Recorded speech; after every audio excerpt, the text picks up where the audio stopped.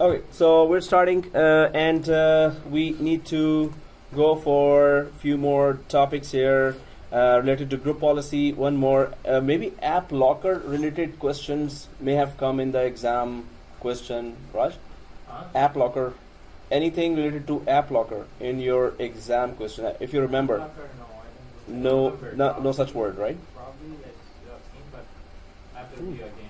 7410, Applocker is not there? Strange. No, I mean, Could be, yeah, could be could be there, coming there. but it was not one of those answers, I think. Okay. So, and if the file number changed there on the site, let me know, because then I have to download the new one. Okay.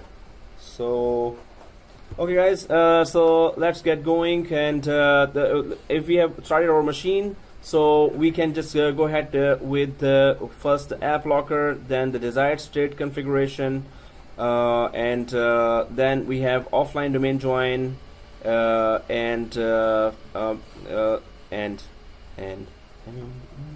and that's it. And firewall. Okay, so let's just go for Applocker here, the concept and the lab.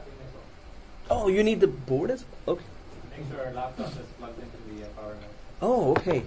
Oh yes, exactly. Thank you for that reminder as well. Yeah. Yes, and that reminder as well. Okay, so definitely these are all things mucho importante. Oh, muy importante. And seriously.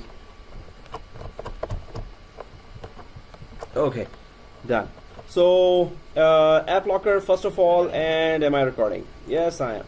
So let's just get going, and Applocker is all about, so we can just see from the word here, app locker, application locker. So the main purpose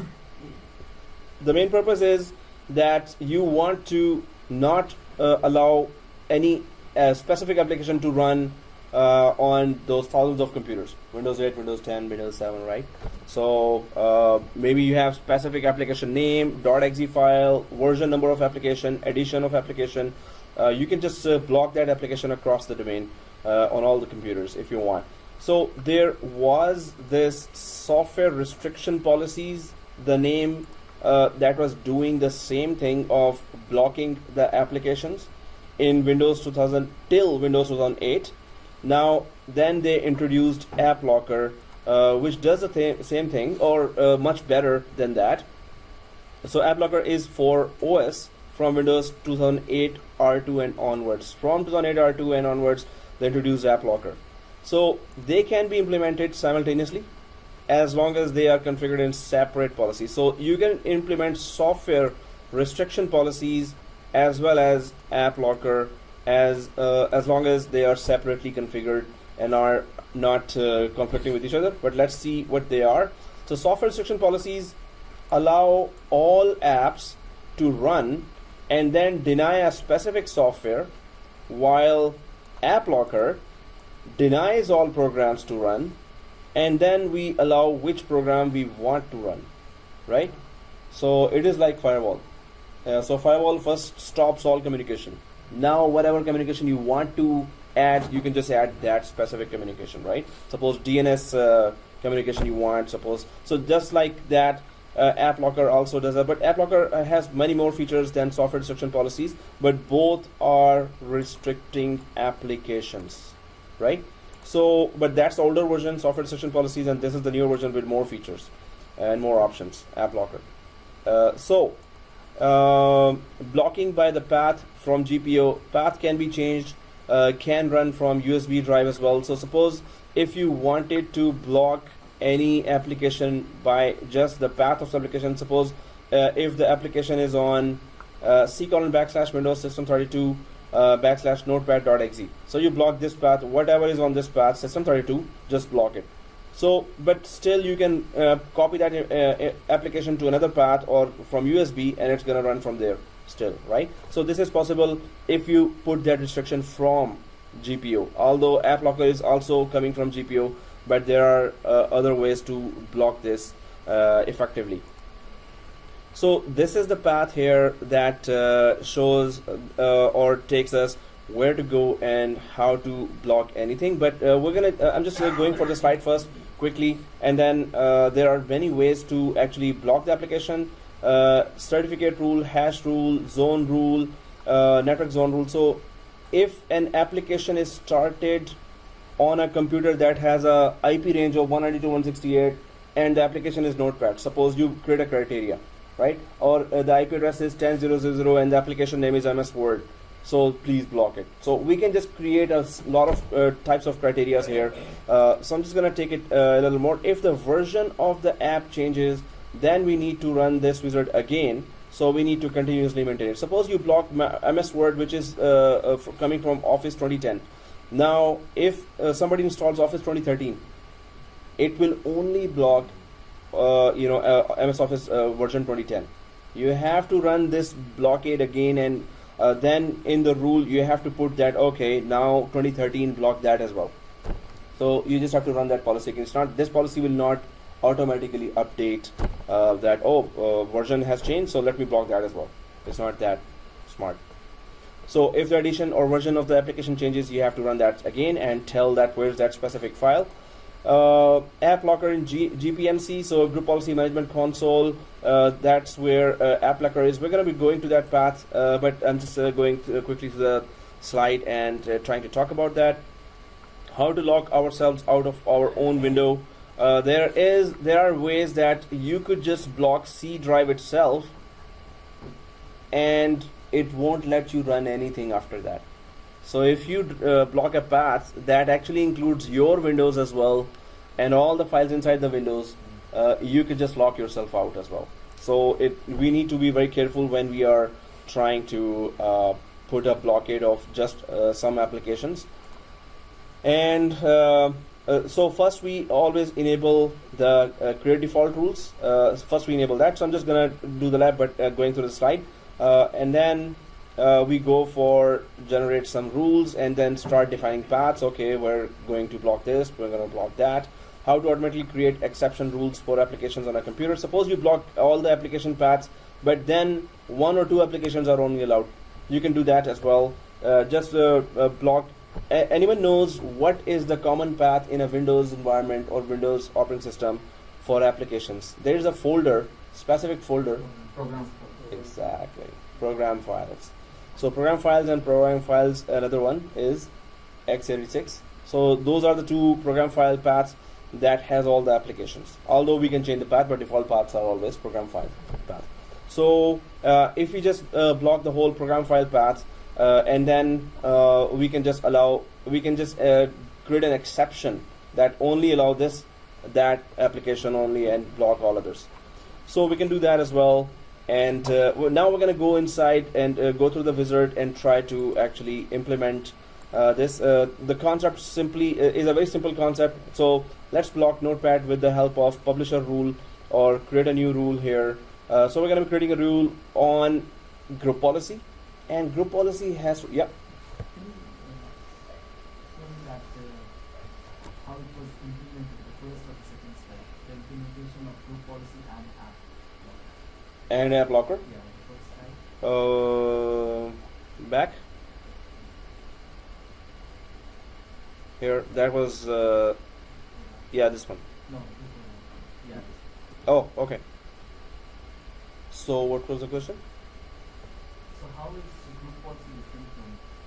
So this is an older version of the same thing. It was there till 2008 operating system. Then from 2008 R2 and onwards, which is 2012 R2 and now 2016. So Applocker does the same thing which software restriction used to do.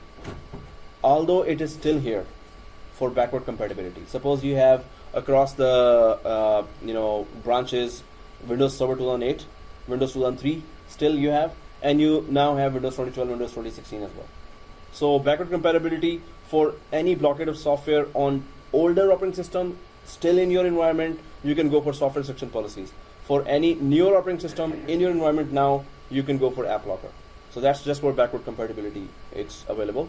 The only question that I got is package rule. Oh, I was reading. package rule. Okay. Package app rule. Okay. Package app rule. So it's the same, but what is the criteria? It depends on that. It prevents users from installing and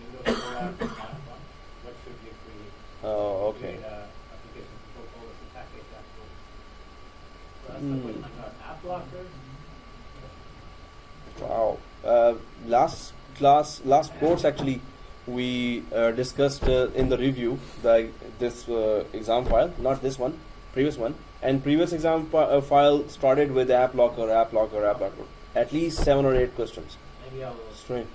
since I started last week, probably I'll just go through the questions. No, even if the file is in front of you, if you control F and just type Applocker, you will find all the questions. You will go there directly. So that's what we do in the review as well, if the students want me to go through some of the questions. So, but normally we just review all the topics again. Yeah, and the first 23rd question. Oh. But the answer is Yeah, so Applocker, there are many questions, at least 6 or 7 in the file, Applocker questions. So, but coming under group policy. exactly, group policy. Okay, guys. So let's try to. The only purpose here, block an application. But there are 4 ways to block the application, and how in depth it goes. That's what we want to discover now.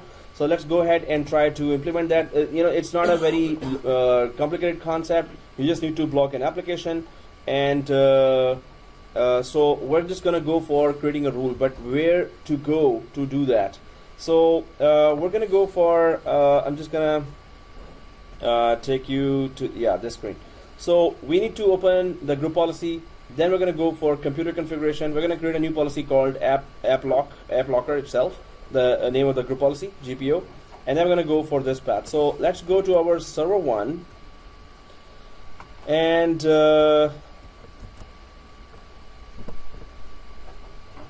so once we log in from server 1, if we are logged in from here, let's go to open the group policy management. So we all know where to go for opening group policy management, right? Yep. All right. So let's open group policy management. Strange. The blue donut.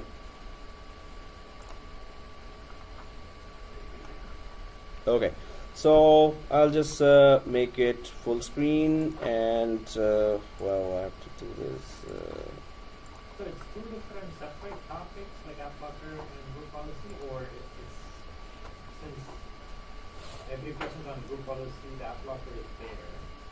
So It is a group policy topic. It's a group policy feature. Applocker is not a separate. It is in part of that, but first I went for just group policy related easier ones. Then at the end, this is a separate one. This is a longer lab. That was already set of some labs, but this is I always put separate. So tools here, and go for group policy management, and then let's create a policy on domain level, although in a production environment. So expand the forest, expand the domains, and then expand the netless domain.local, and then under the domain we can just put that policy for ease, but that's not a best practice to do that. We can just actually let's just do as in the production environment. Let's just put it on either Exchange users, attach it to Exchange users container, or OU, or IT department OU. This is how it's done in production environments as well. First, we need to create the policy. So best practice, of course, we know that group policy objects, we have to go there, and we have to create the new policy there. So right click the group policy objects here and click new. So right click group policy objects, click new, and after going for new here, we can go for Applocker, and let's press OK. Anyone knows what was the starter GPO? That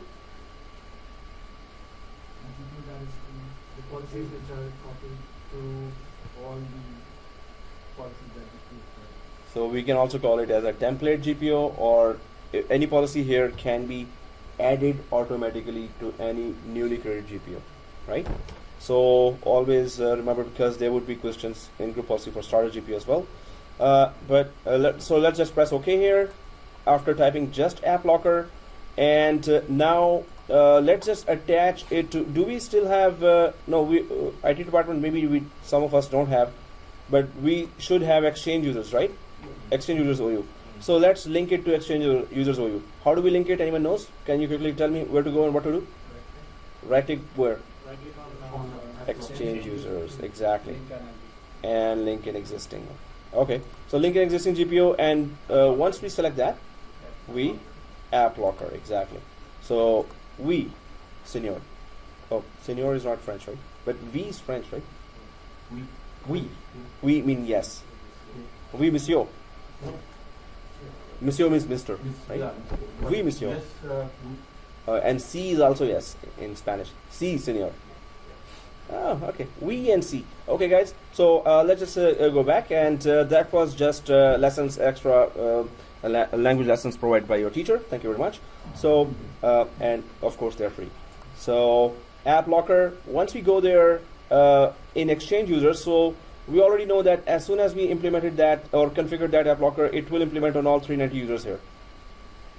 And do we have any policy that will be conflicting? So software deployment, no, it's not going to conflict. Okay.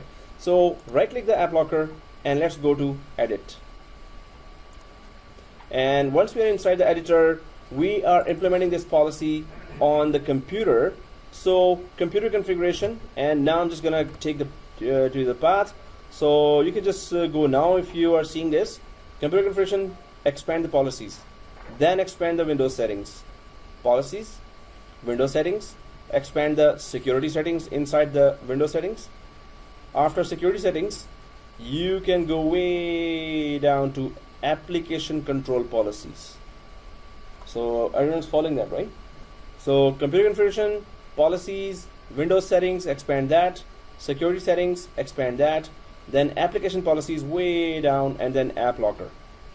So every two there. So again, if you want to see that, policies, Windows settings, security settings, application control policies, Applocker. Okay, we're there, right? So I'm just gonna go there now. So it's computer configuration, policies, Windows settings, and security settings, and then way down is application control policies and Applocker. Okay, so once Applocker appears here, you can see on the right side there are many options here. Current rule enforcement, configure rule enforcement, overview, executable rules, Windows installer rules, script rules, and packaged app rules. That was the question actually. So if we expand the Applocker, these are the 4 available rules here. So we the easiest example is to go for executable rules to actually learn what to do and how to implement a basic policy. So of course our group policy should reach our Windows 8. I hope we all logged in from Windows 8 with NetAdmin first, and then we're going to log in from Anna Hayes. So if I go to Windows 8 here, I'm just trying to make sure the policy reaches on time. So I'm just going to log out from Anna Hayes actually. Oh, sorry. Password 1.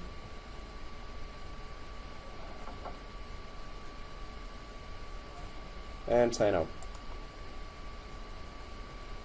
And sign in. Because we're going to check right away. Although, is NetAdmin inside the Exchange users folder? No. We never put NetAdmin there, right? In Exchange users. NetAdmin, yeah. So, will the policy implement on NetAdmin? If we wanted to implement? No, right? You sure? Okay, it's kind of, yeah. Yes. Now that's an answer. But I can try to see through. Oh, okay. So that was confident one. So, okay, guys. Yes, of course, if NetAdmin is not there, it's not going to implement there. On NetAdmin at least. So let's go back to this. We are seeing that it is executable rules here. Applocker is there. So let's try to find out what are the options we have. Although we can see up there, not very far, this software restriction policies as well, right? So it restricts software, and Applocker restricts application, which is in turn still a software. So both are doing the same thing, but this is for backward compatibility. This is now 2008 R2 and onwards, right? So if you right click the executable rules here, create new rule, let's go for that. Actually, sorry, did you just click that? So if you click the create new rule, this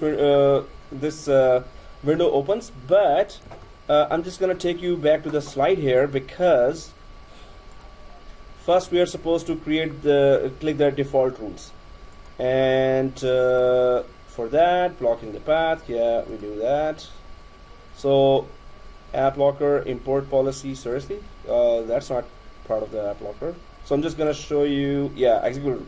So executable, first we are going for create default rules, because we want to see everything by default created first, right?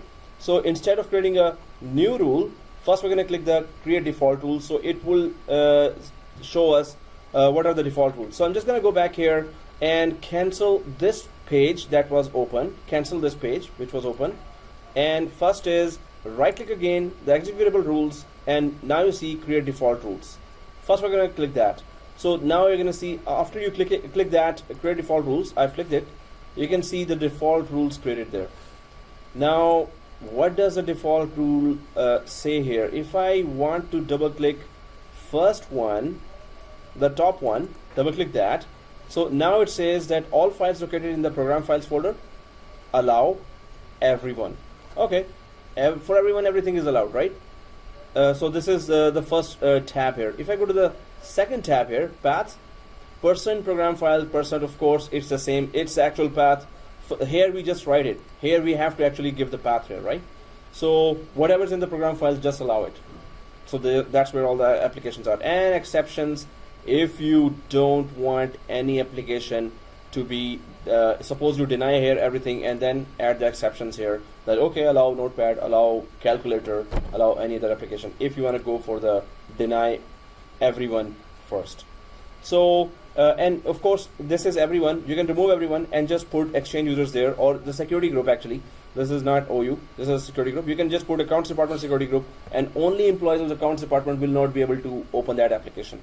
You can just put one user here, Trump, and all other users can open notepad, but only that user cannot open a notepad. So you can just play with all this permissions, just for some users or for everyone. So this is what we are seeing here, that it's just showing the path already, program files here, and allow is available for security group called everyone. So let's cancel out from here, because we're going to create our rule and we're going to actually deny an application. We're going to test it on normal domain users, that does it work on all users or not. So this is allow all, everyone, and you can see here one more thing. One rule allows everyone to access program files. Second rule allows everyone to go for Windows folder. What is the path of the Windows folder that it is allowing everyone to go? So if I double click the second one here, it says all files located inside the Windows folder. Now calculator is there, and the notepad is there. This is very commonly used, but the path is %windir. This is C:\Windows and /system32. The actual path is this, but it is put here as this one, %windir%, right? So in system32 you will find a lot of applications there that we commonly use every time, right? So if you just type in run calc, so it opens calculator. Calculator is sitting actually inside this windir folder path.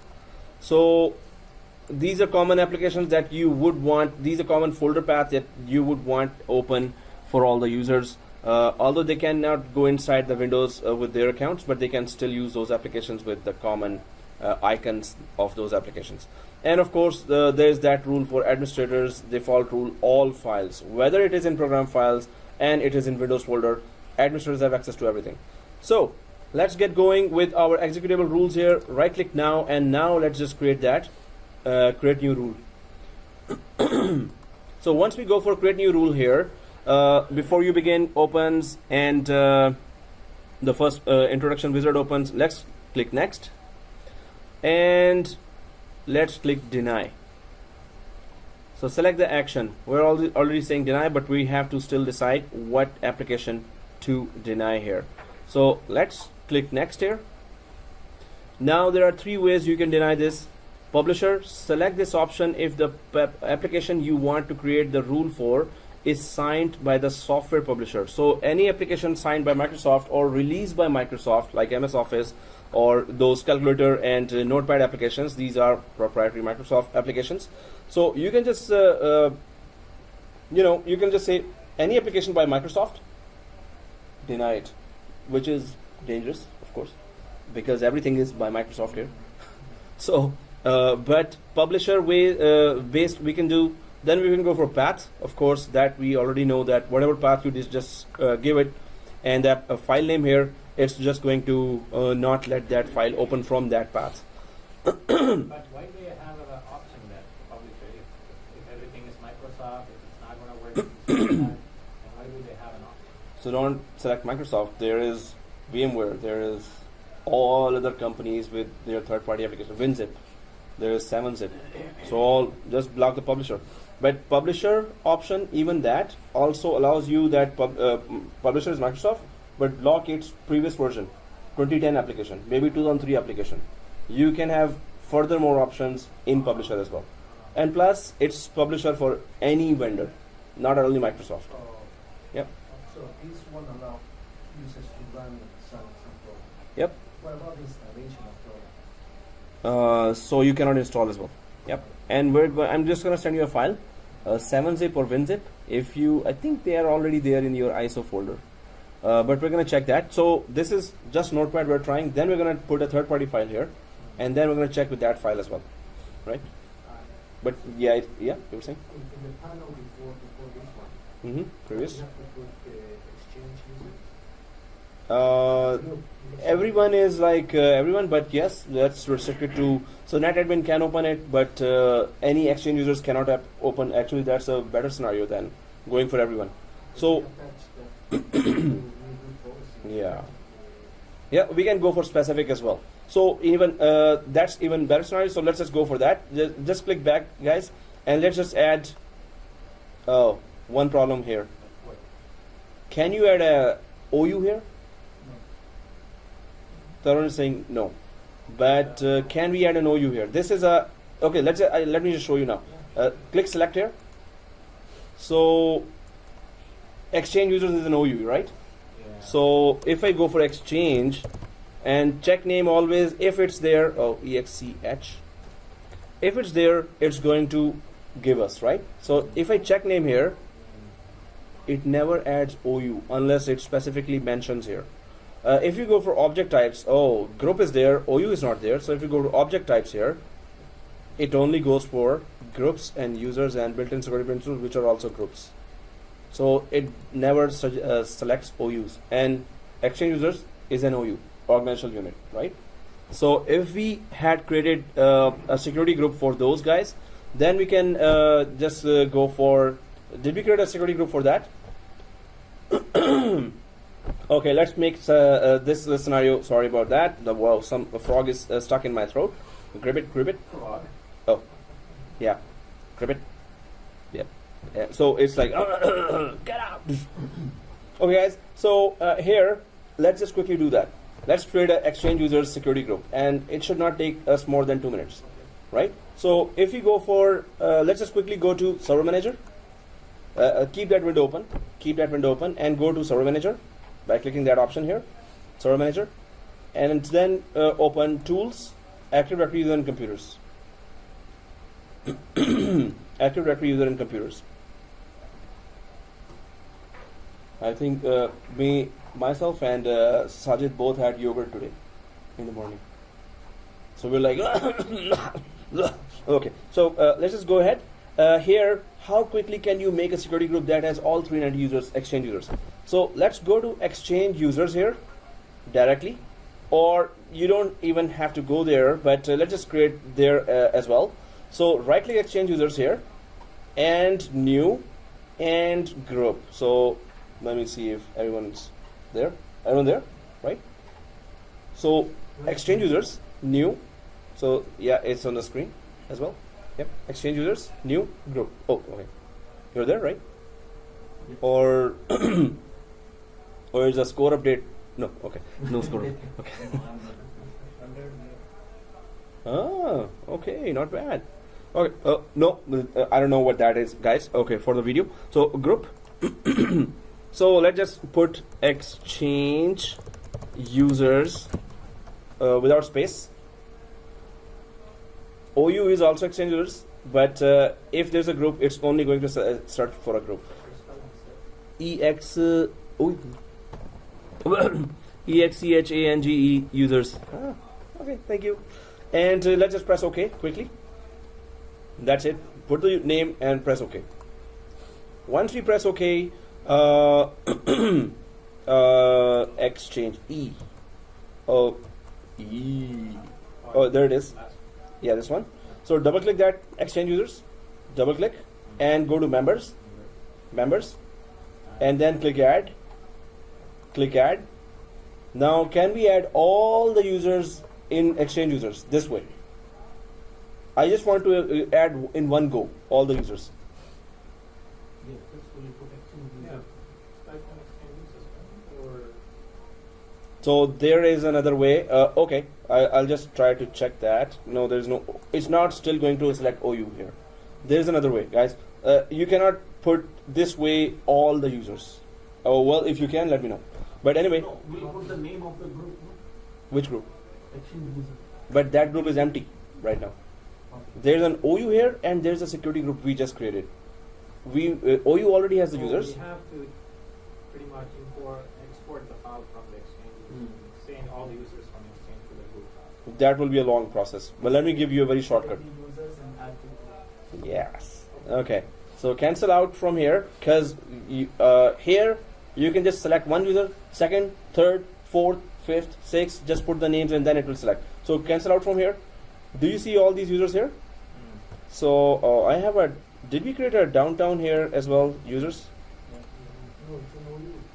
Yeah, it's an OU, but it's not gonna let us select all those options here. We just need to. So click the type here. Type. Click the type. Now only user type should be showing here, right? User type. So select the top user, whatever is the top user. Okay, I'll just go way up here. When you select the type, do you see the downtown on the top here? Or the security group and the downtown OU, child OU on the top? So don't select that, but only select the user. So start from Alice Mullins. In my case, it is Alice Mullins here. But start from only the user. And now go way down. Or Keep you can select Control A and then deselect the first two. Exactly, we can do that too.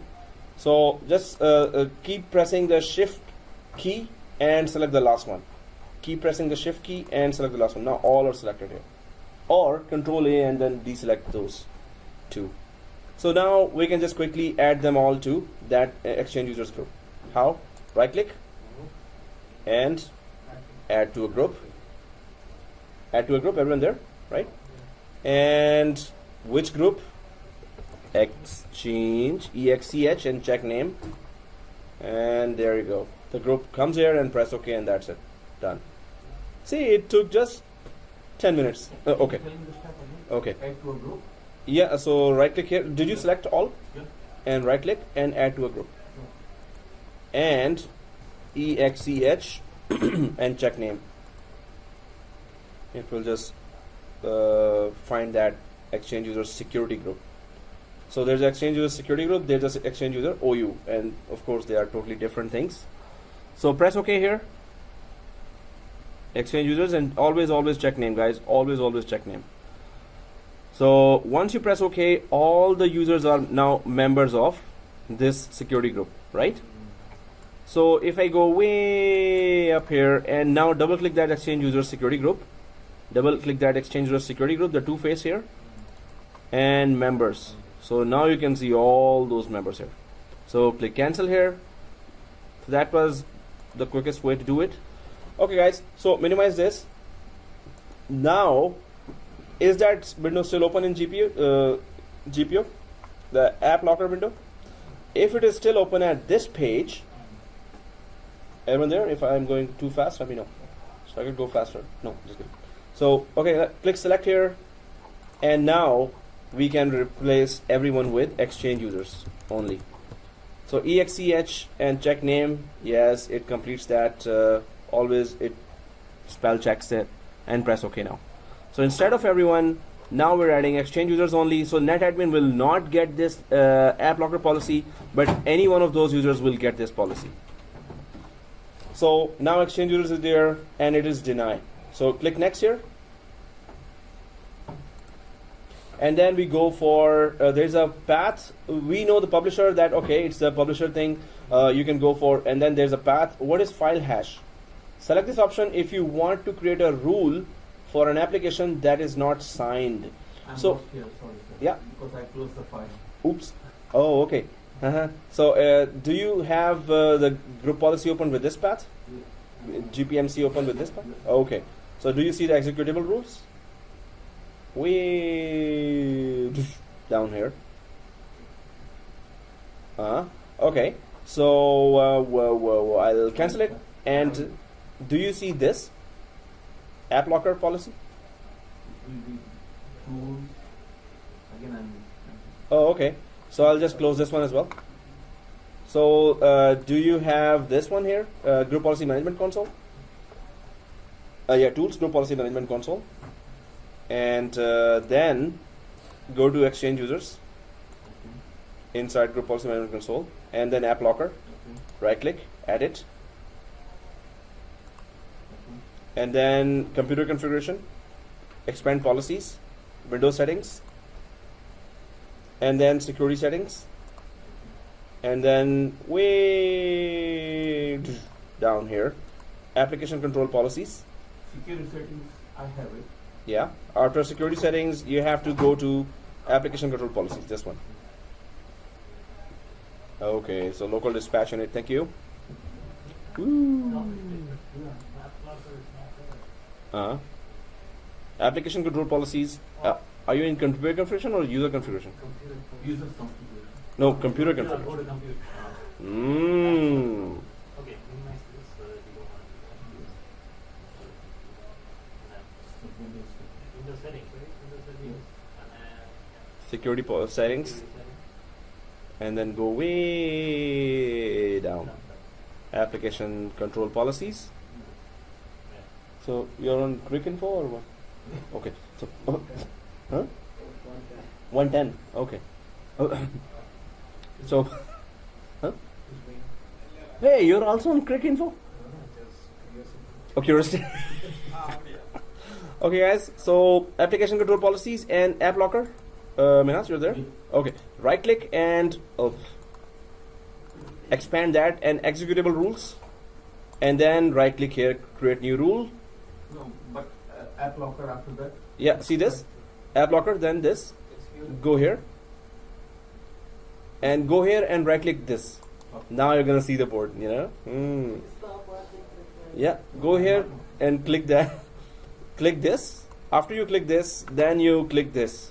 Okay. Now I'm making you see the board. Next, and then yeah, what we did here, we click deny, and we click the select here to replace the everyone group with which group? Exchange users. EXCH, check name, that's the only one security group there. So just type EXCH and check name and press OK. Now it is replaced with that. So deny is there and exchange user is there, right? Okay, so let's go next. And yes, we were talking about publisher. Let's go the easy path, then we're gonna try the other ones as well. So, but can you tell me one thing about that? Create the rule for, so if the application you want to create, the rule for is signed. What is a signed application and not signed application? An application that is signed, what does that mean? Sign means like verified without any issue. Yes, but Some kind of encryption or code. yes, that is also true. This, An application that is registered on the reg or the register. Provides a certificate. No, like Assigned or certificate. it can, you know what I mean, sign means like it's tested without any issues, it can By? cause any problems by Microsoft. by the vendor, By the exactly. vendor, yeah, sorry. So it's an official application by the vendor that is signed. This means vendor has not only created it but tested it thoroughly. It has tested for this operating system.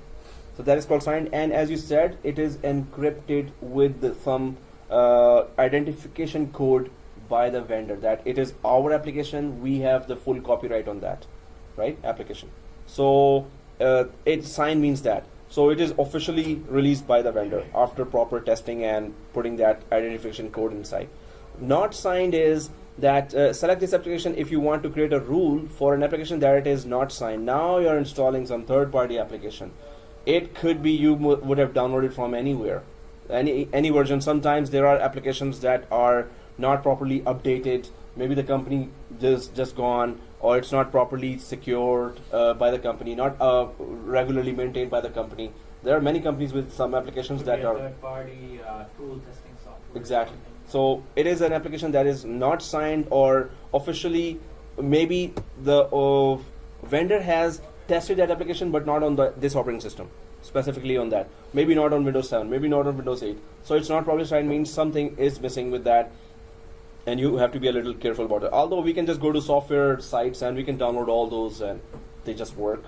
But we have to be careful about that it's signed or not signed, which means publisher has probably tested on these operating system where we are implementing them. So let's go for the easiest one, but I'm just going to go for that slide as well, because I took those screenshots for a reason.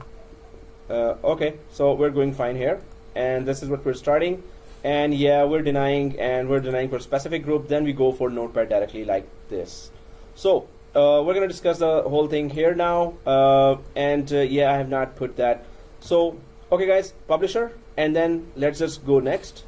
So publisher is still selected. Let's go next, and now you can see that same screen which was appearing there. We need to, let's just go for the easiest one, which is Notepad. So we have to go to that path and then block it from there. So it's not gonna run, because this is exactly the same path in no matter whichever operating system you install. This is the same path for Notepad. But C:\Windows /system32 /Notepad. Calculator, Notepad, and some basic applications, they all have the same path.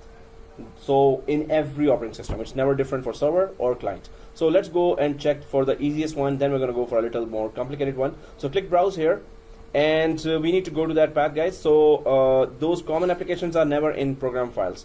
They are always in Windows. So we can just click the this PC on the left side and go to C drive,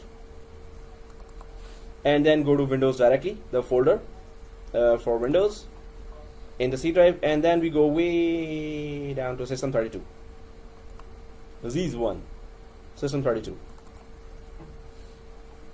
Michael did not give a reason today. He's not interested in today's video, huh? Oh, huh? Oh. Yeah, stomach flu is really spread right now. So those who are having, they should stay home. Oh, he was sitting right next to me. I'm just kidding. We all love you if you're watching this video. Come on, man. Oh, okay, guys. So let's just go ahead and System32. You're recording, right? Well, I always check when. Yeah. Okay. So, can you tell me where is Notepad? Just type anywhere and just type the word N or letter N. Oh, okay, not. Keep pressing N or NOT. Just type quickly NOT. There you go. If you are quick, then it will just take you there. NOT, Notepad, and just double click that, so it got all the path. Notepad. So now you can see here the levels of restriction. So it is saying that file version 6.3, file name is Notepad, and product name is Microsoft Windows operating system, and blah blah blah whatever. And then publisher is Microsoft Corporation, Redmond, and the whole address is here, Washington, and blah blah blah. So we can just say by just putting that arrow up, and okay. So if it is Notepad, but any version is okay. So block all the versions, right, of Notepad. But we can just go for no, just block 6.3. This means 6.4 will not be blocked. Suppose that is introduced. But if you go for this file name level, now any version 6.1, 2, 3, 4, everyone will be blocked, right? And then if you keep going up, so now you're this is very dangerous now. Microsoft Windows operating system, any file inside that, just block it. So then the path is then irrelevant if you're going for that. But it is actually the name of the product name. Where's the product name? It's still Microsoft Corporation. So if you go a little up again, you can see the publisher level. So product name was still Notepad. So now if you go for Microsoft, this is where it just gets dangerous-er, right? So that any product from Microsoft, then block that. If you keep going up, block everything. That's where we lock out ourselves. So publisher, if I go, corporation, Redmond and Washington. Redmond, Washington. Is in Washington. Yep. That's where it is. Yeah, now we know. Hey, the way you were saying it. So, okay guys, so 6.3 here, there's one more thing here. So we can see how we can control the whole thing and where we need to be really careful. So it's not like close eyes and just block everything. So use custom values. Suppose we click that custom values, and then we can change. You can see this option here and above. So 6.3 and above. If you go for this and below, or exactly that, we can just customize even more. Maybe it's 6.3.8 and not 9 that we want to block, but 9 we want to run. So you can go for exactly here as well and change the numbers here. It will exactly trace that and block that, right? So this is just custom rules, but we know that it's common. So uncheck that custom rule here. Now we know that whatever notepad we have, but guys, if we are implementing it on Windows 8 or 10,000 machine, Windows 7, Windows 10, maybe if it is Windows 7, it is older version. Maybe it has 6.2 here, there. So you have to be careful that, especially now we're going to test it on Windows 8, right? So Windows 8 better have the 6.3, then it will block. Otherwise, it won't. Otherwise, we can just go for this level. Notepad, if you see that, just block it, but not the exact. But let's just stick to the version here, and let's see if we have to change that after checking that there. So 6.3 here, and click next. And if there are any exceptions to that, it's just a simple application, nothing much there. So, but add exception, publisher wise or path exception to the path, don't go to that path, or just go to the subfolder, not go to the main folder. File hash, we're gonna go through that wizard, we're gonna check that. So publisher, we're just gonna stick to that, which is, but we're not adding any exception, and there is not any exceptions for now. So click next, and that's it. Enter a name to identify this rule. So we're just gonna Control A, select the whole thing, and blocking notepad.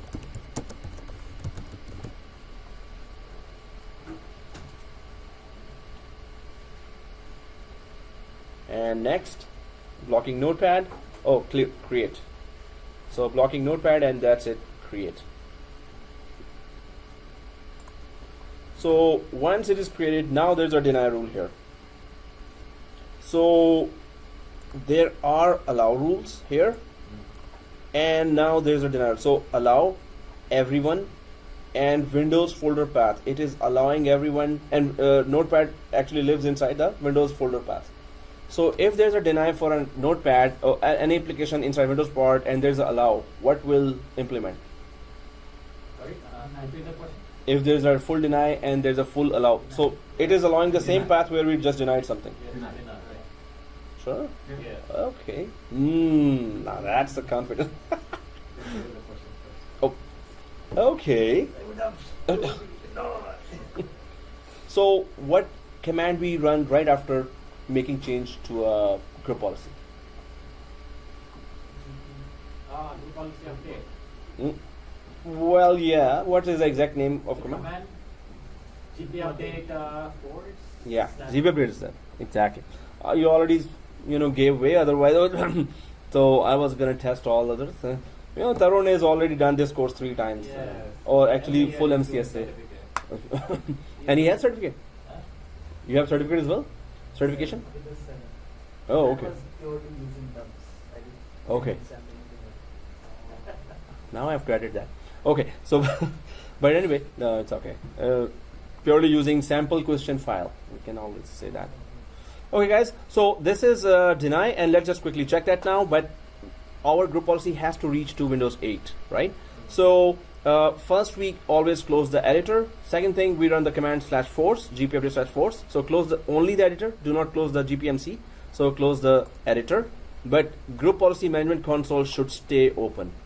And go to the domain here and click refresh a couple of million times. Refresh. Okay, once we click refresh here, now we can open the command prompt admin like this one. Right click command admin. So I was going too fast today for Minhas, right? So yeah. So now I'm gonna slow down. No, okay. It's trying to find the keyboard. I cannot see sometimes keyboard. Really? Okay, command prompt admin, and then we press yes and go for gpupdate/force. So we have done that. So now I should be asking you actually in 1 minute please do this, in 1 minute please do that. So let's see who remembers what steps, because we did those steps so many times now. So gpupdate/force, when it is successfully completed, let's just log in from exactly, because netadmin will be able to open the file, but it's already logged in, do you need to log out and log in? yeah, because group policy always gets implemented when we log off login for user, and if it is a computer related policy, then we have to restart the computer. Is it a user policy or a computer policy? Computer policy. So restart the computer. So then it will get implemented. So Windows 8, right click and power and restart guest.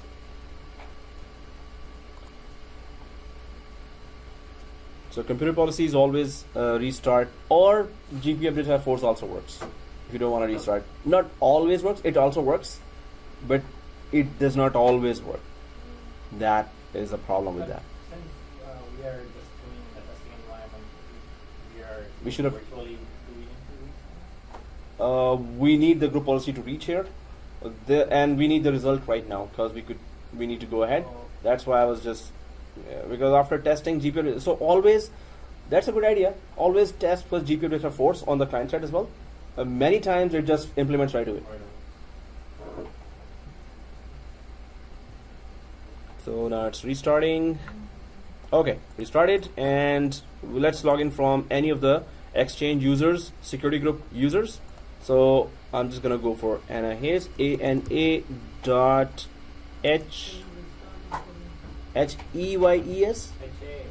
Oh, okay. HAYES and password 1. And once I go there, I'll just go to run and type Notepad. So it should work, right? It should open. Should not. Oh, it should not open. Yes, sarte. Very sarte. SERP? Very sarte. SUP. In our Tamil accent, we say that. We're very active. This means active, right? Yeah. This means sharp or active? Sharp. Sharp. SERP. Very sharp. So is it SERP or SEP? If I want to say it, Let's say so SERP. very sharp. Because I'm going to say that to, Musaddiq or my Mazariq. becomes tell them, you should be very sharp, huh? SERP. Got it. Sharp, right? Sure. Okay. So right click, run.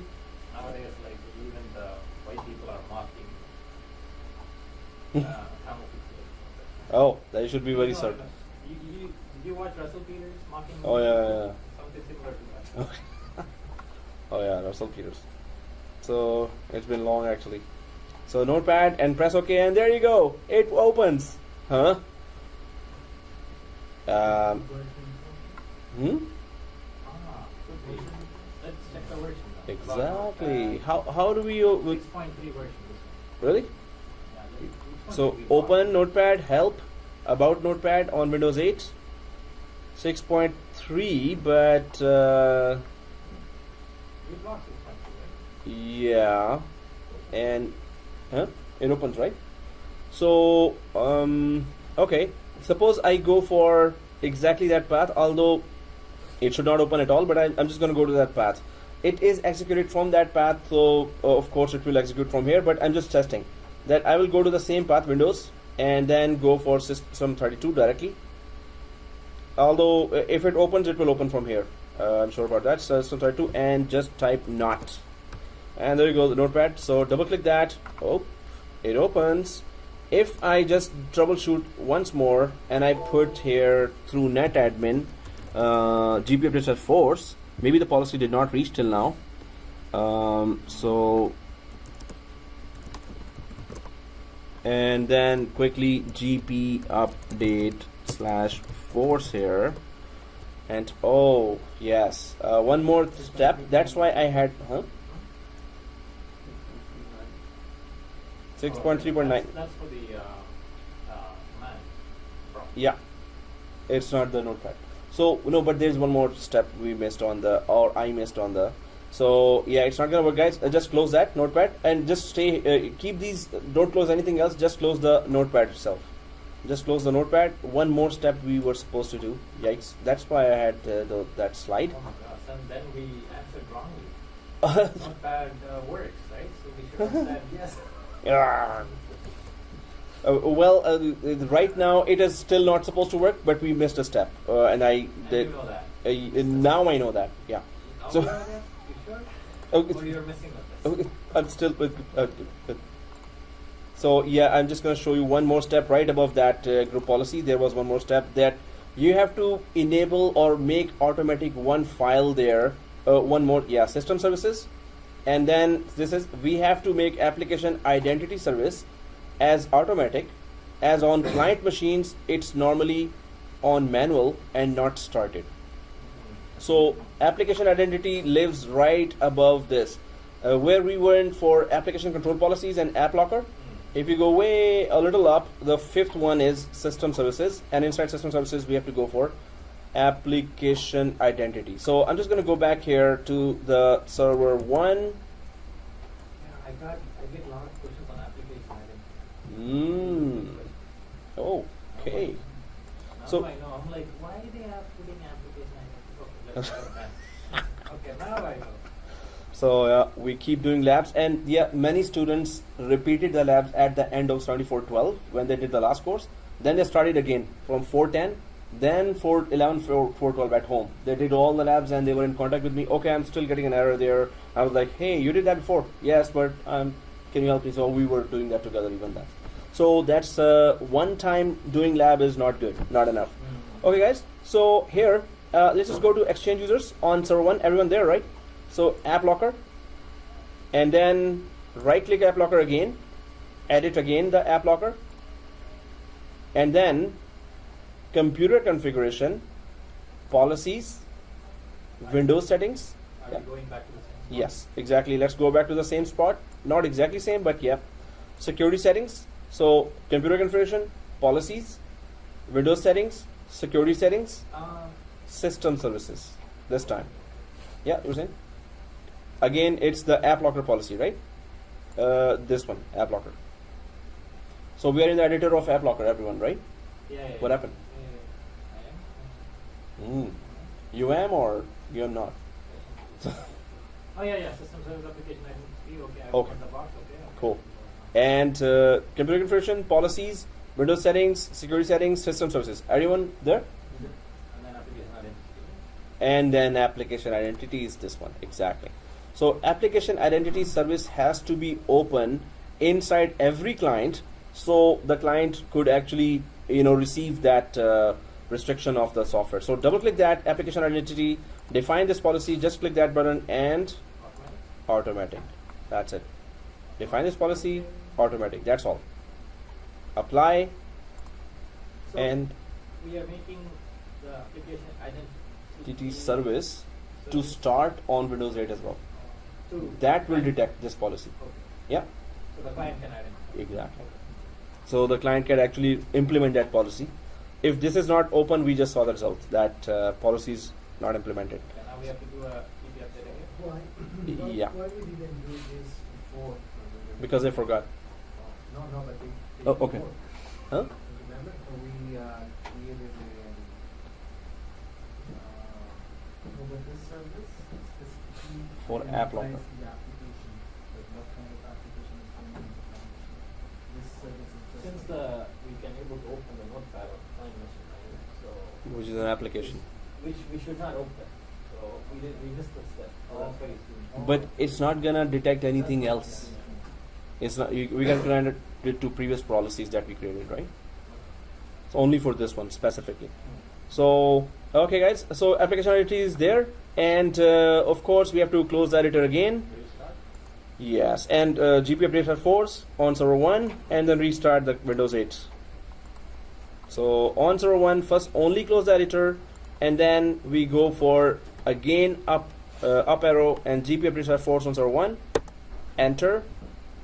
Once it is done, then we restart.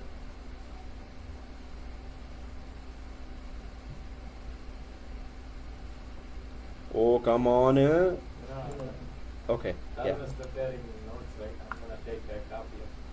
Yeah. For me, I'm better at listening things. If I write notes, I will Yeah. do those. But he's good at both. Mm. But I'm smarter than him. We'll get a copy. Hey, that's a good one. I'm smarter than So him. network plus is taking copies, right? Once I finish 410, Huh. I'm gonna take copies of network plus class. All right. And do the exam. But that's a big claim here. I'm smarter than him, huh? On what criteria you said? Okay. Oh, So no. No. Raj is the At that smartest. point, I'm smart.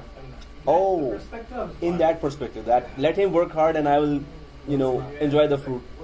Okay. Oh, that's good. Okay, so Windows 8, it's restarting, and it better work now. So let's just log into Anna Hayes again. And guys, one more thing.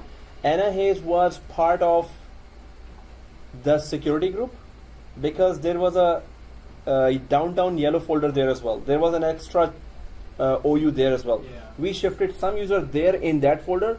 Those users are not part of the security group that we added. So maybe Anna Hayes is not part of the security group as well. So we have to check who's part of the security group. I think Anna Hayes is not part. Hayes is not. For me, she is part of downtown. You sure? You talk Because about- downtown users we shifted some users, right? Yeah, but Anna Hayes is not part of there. Okay, so Only Alan Reed. Alan Reed is part of that group, so that's why we were having issues when we were using Alan Reed. Exactly. For some of the labs. So I'm just gonna double check here in Exchange Users Security Group, just double checking if Anna Hayes is there or not. So I'm just gonna directly check that, and yes, she is. In my case, Security Group, Anna Hayes is there. So I'm good. At least I know now that okay, not to worry about this. And if we log in from Anna Hayes, it's already confirmed from.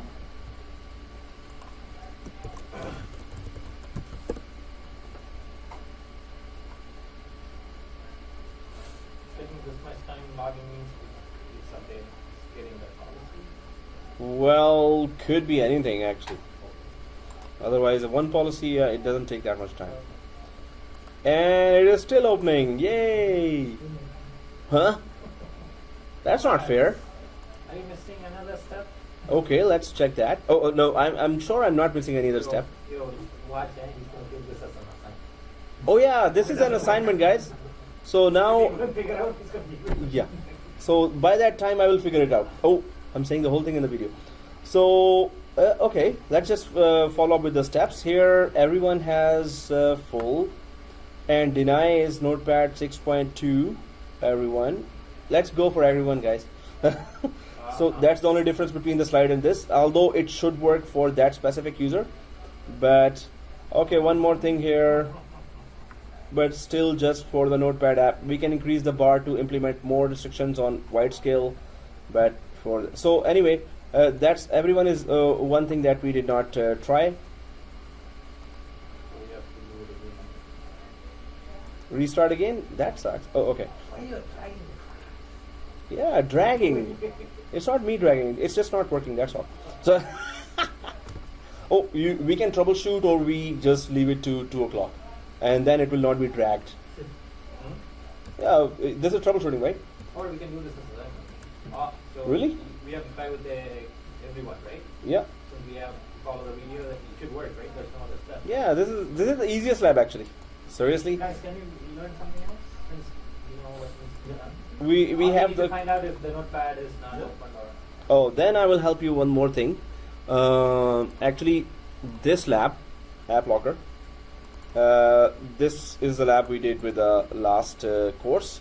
and I'll just show you the screenshots quickly here, which is we now know the steps, executable rules here, executable rules, and then we went for create default rules, and default rules were all created. After that, we took, we were explaining that what were the default rules here, and then create new rule, we went for that, and we allowed everyone, actually we deny everyone. That's the only difference between ours and theirs.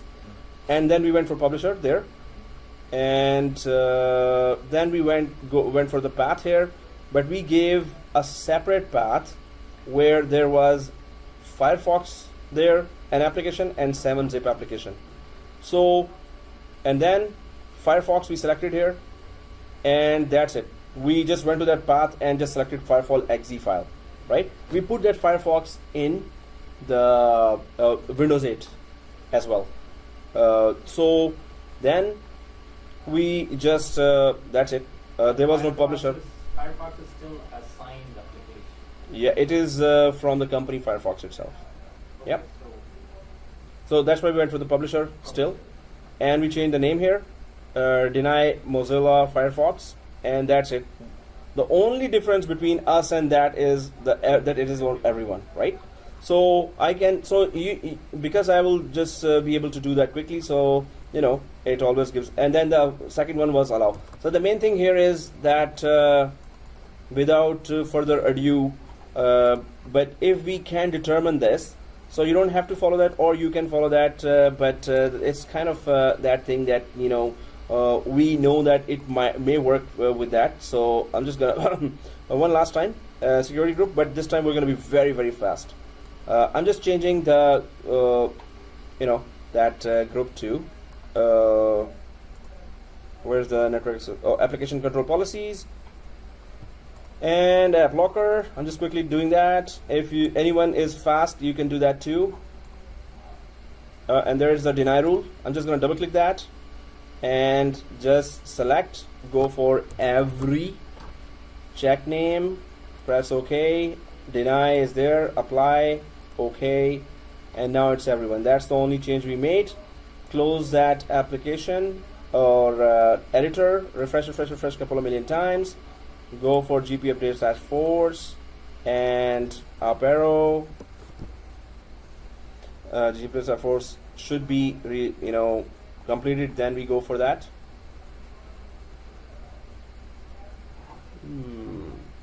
And then if I go for restart guest,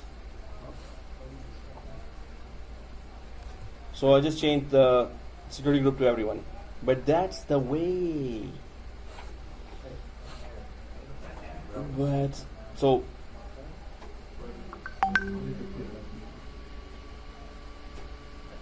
wow, like done, one-sided. One out. Okay.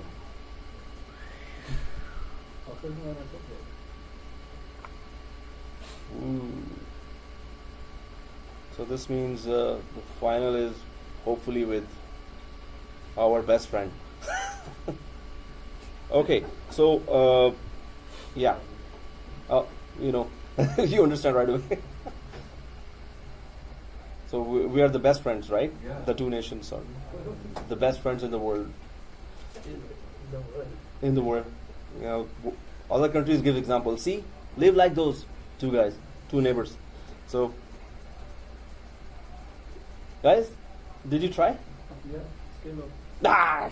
Okay, guys. Next topic. It is an assignment for you. Thank you very much. Did Did you restart? That was fast. How can we do that? Oh, Anna Hayes.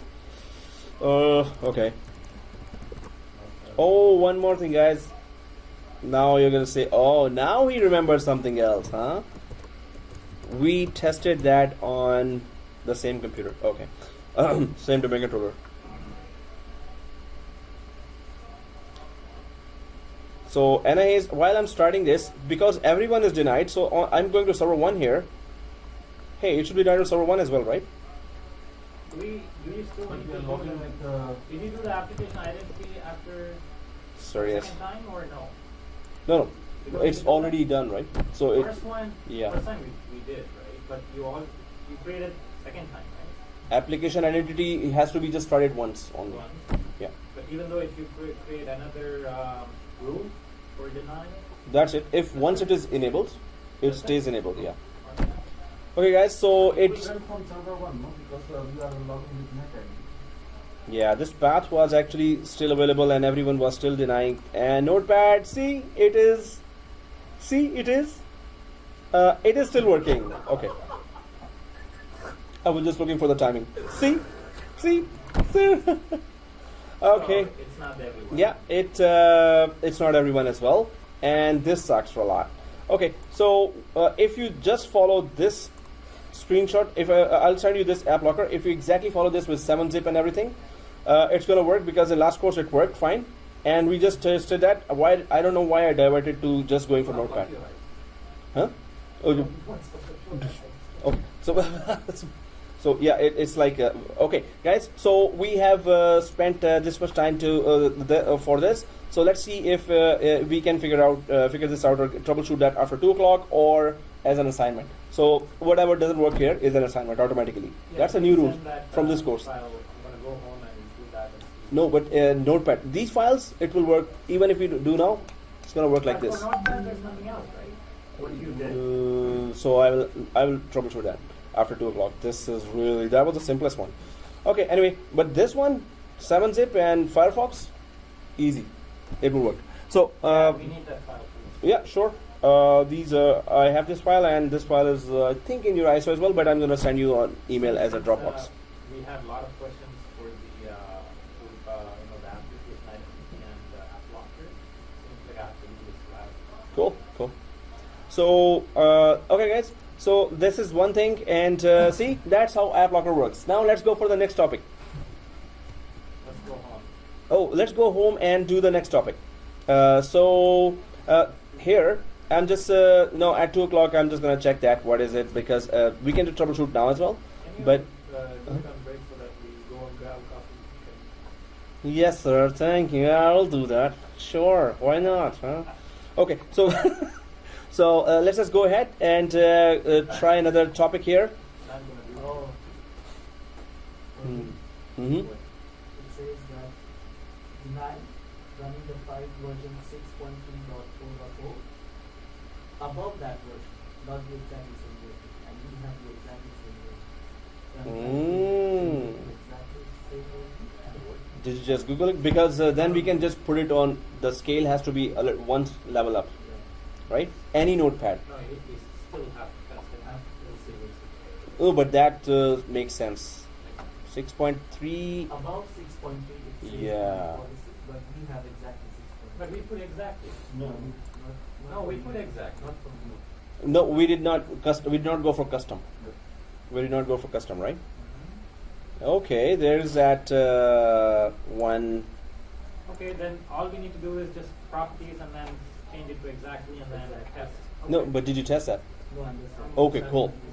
So yeah, so I can start the other topic, but you can test it, and we can just put it in the lab. That hey, that's how it works.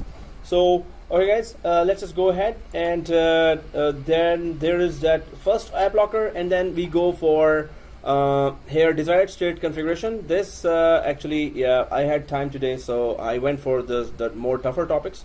I thought that Applocker was a piece of cake. So now this is DSC. That's related to PowerShell, and that's also a very cool service that will follow us in 7411 as well. So DSC is desired state configuration. So the concept here with DSC is, and one or two questions may be there for DSC as well, but in 7411 it will come more. So Windows 2012 R2 includes a new version of the PowerShell scripting language, PowerShell 4.0. One of the most interesting new features in PowerShell 4.0 is desired state configuration. So the main concept, what is the main concept? I'm just going to quickly draw a diagram here. And here, if you have one computer here, one server here, and the second server here. So server 1 and server 2. So what happens here is you do some configurations here. Suppose you install DHCP here, and you install something else, some other service here, like backup, DHCP and Windows backup service. Now this is what we wanted. This is what we desired as a configuration. So we're talking about DSC, which is desired state configuration, right? DSC. So in the policy was, okay, on server 2 it will be a DHCP server and Windows backup service will be installed there as well. But then somebody changed after 6 months. Junior admin came and he just changed this, and he removed the desired state service. He removed these two services. Junior admin, right? So what happened there? Now if you have a file, if you have a mechanism that checks every 15 minutes if the configuration we implemented is still there or somebody changed it. It works like that. Works? Even if I put exactly, it still works after It opens. GP updates, but it didn't work. You said still works. Oh, still opens, Still okay. opens, sorry. Ah, really? Okay, that has become a bigger challenge now. Dun, dun, dun, in break. Yes, sir. You got 20 minutes, okay? No, give me 30 minutes. At least try to go to a further, Tim Horton. There's another one in Ellesmere and I don't know where. Okay, so, okay guys. So, what if you implement a PowerShell based mechanism? If anyone changed any of those configurations that we decided on, then it will check that and it will change it back to what it was when we implemented that, right?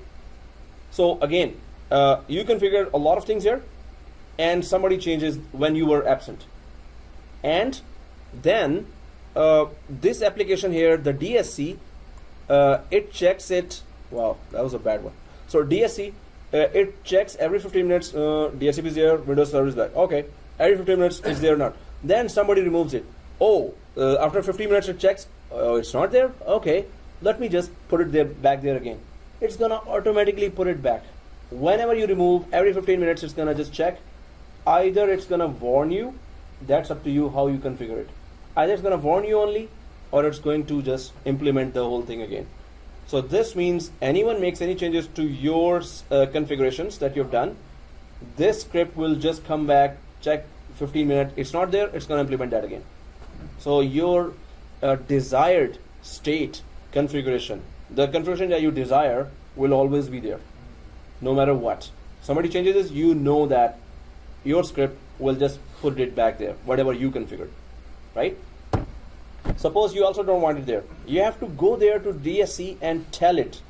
You have to change that option inside the script, PowerShell script, desired state configuration script that, okay, now I'm removing it, but don't just put it back now. So whatever you define here as a desired configuration, it's gonna keep it implemented unless you go back there and change the script itself, saying from now on I don't desire the DHCP and Windows backup service to be there. So every 15 minutes it's gonna make sure now that it is not there. If somebody put it there now, it will just remove it because the desired configuration you change there, right? So desired configuration is whatever you want. It's gonna make sure it is there every 15 minutes. If somebody changes that, it's gonna change it back to what you told it the first time, or whatever you defined here in the script. So do we understand the main concept here? Nobody can change your configuration because this mechanism will keep a check on that, and if it finds it anything different than what you have told in the script, it's gonna just implement it back. That's the main concept. Now, this could be implemented on 200 servers, 2000 servers, 2 servers only. So if any script is connecting to 2000 servers, that's wow. And you know that it's a peace of mind you have that even junior admin, junior admin who are always trying to test, oh, let's see what happens there. Click. And they just do that, right? I used to be a junior admin and I did that. Okay, so I was Did about... anyone put a script for you? At that time we had that. We didn't have that script and I tested a lot and I was about to be fired 2 times. But okay, so but I got lucky and because some of the other works were good, so I kept on going. But yeah, then I was really afraid of junior admins myself. Okay, guys. So Then why did you change your profession to? oh, why you didn't it's a stay- passion. It's just, I always used to teach on weekends and do the job, system administration. On weekdays, I just flipped it down. Now on weekends, remotely, whichever contracts I get. So you got your certifications and then got into the industry, or you got into the industry? Industry plus certification at the same time, both. But first I started with certifications, then I got a job in the first place. Then later, when you get a job, always keep certifying, keep upgrading. So majority of us do it only after we are fired, right?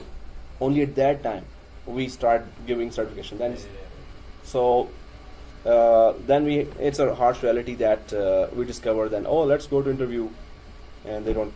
But anyway, certifications is something that we upgrade. Whoa, very important across the planet actually. Okay, guys. So here now we understand what is desired state or DSC, desired state configuration. We have our small lab here just to give that idea or just to implement that idea. But you need to run some scripts there, and I'm gonna send you those scripts. So it is a ready-made script. The scenario is, I'm just gonna talk about this as well, some other terminology here. But the scenario is that we're going to define. I'm just gonna give you a script that makes sure that Windows backup service is running on server 2. I'm gonna give you a script. So we're gonna run that script from server 1.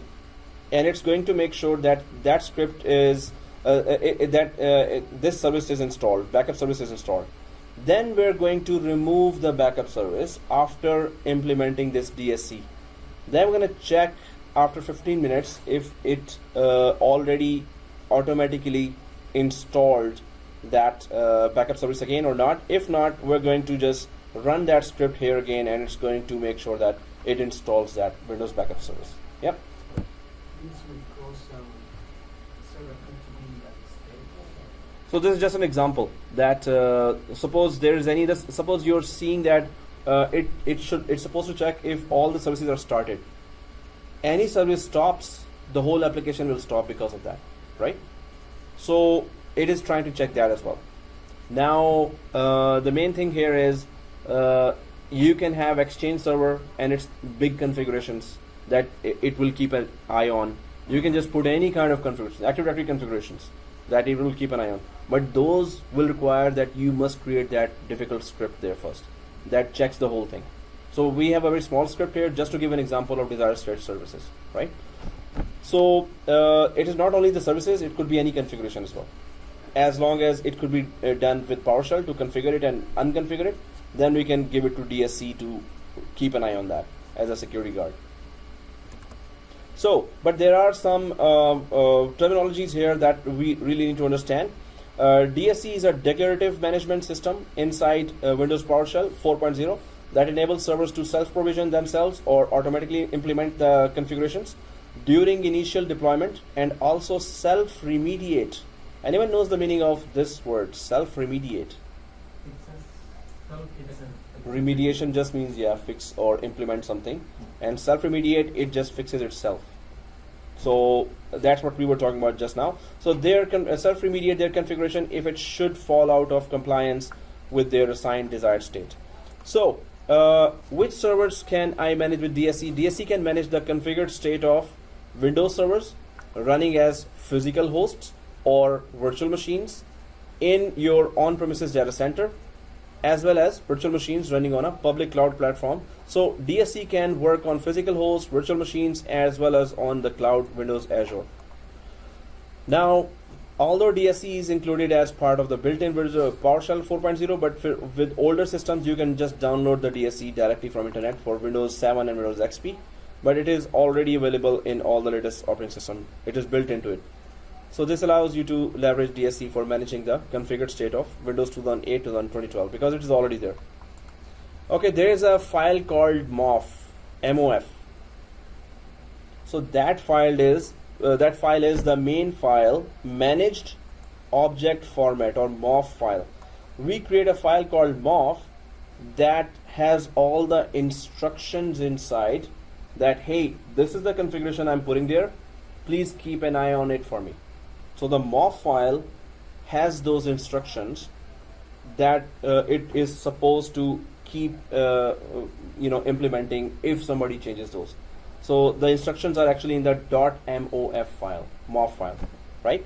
So so here, thus DSC also lends itself to integration with third-party management tools such as Puppet and Chef and other configuration management tools that have been commonly used in Linux world. So this MOF file is not a Microsoft file.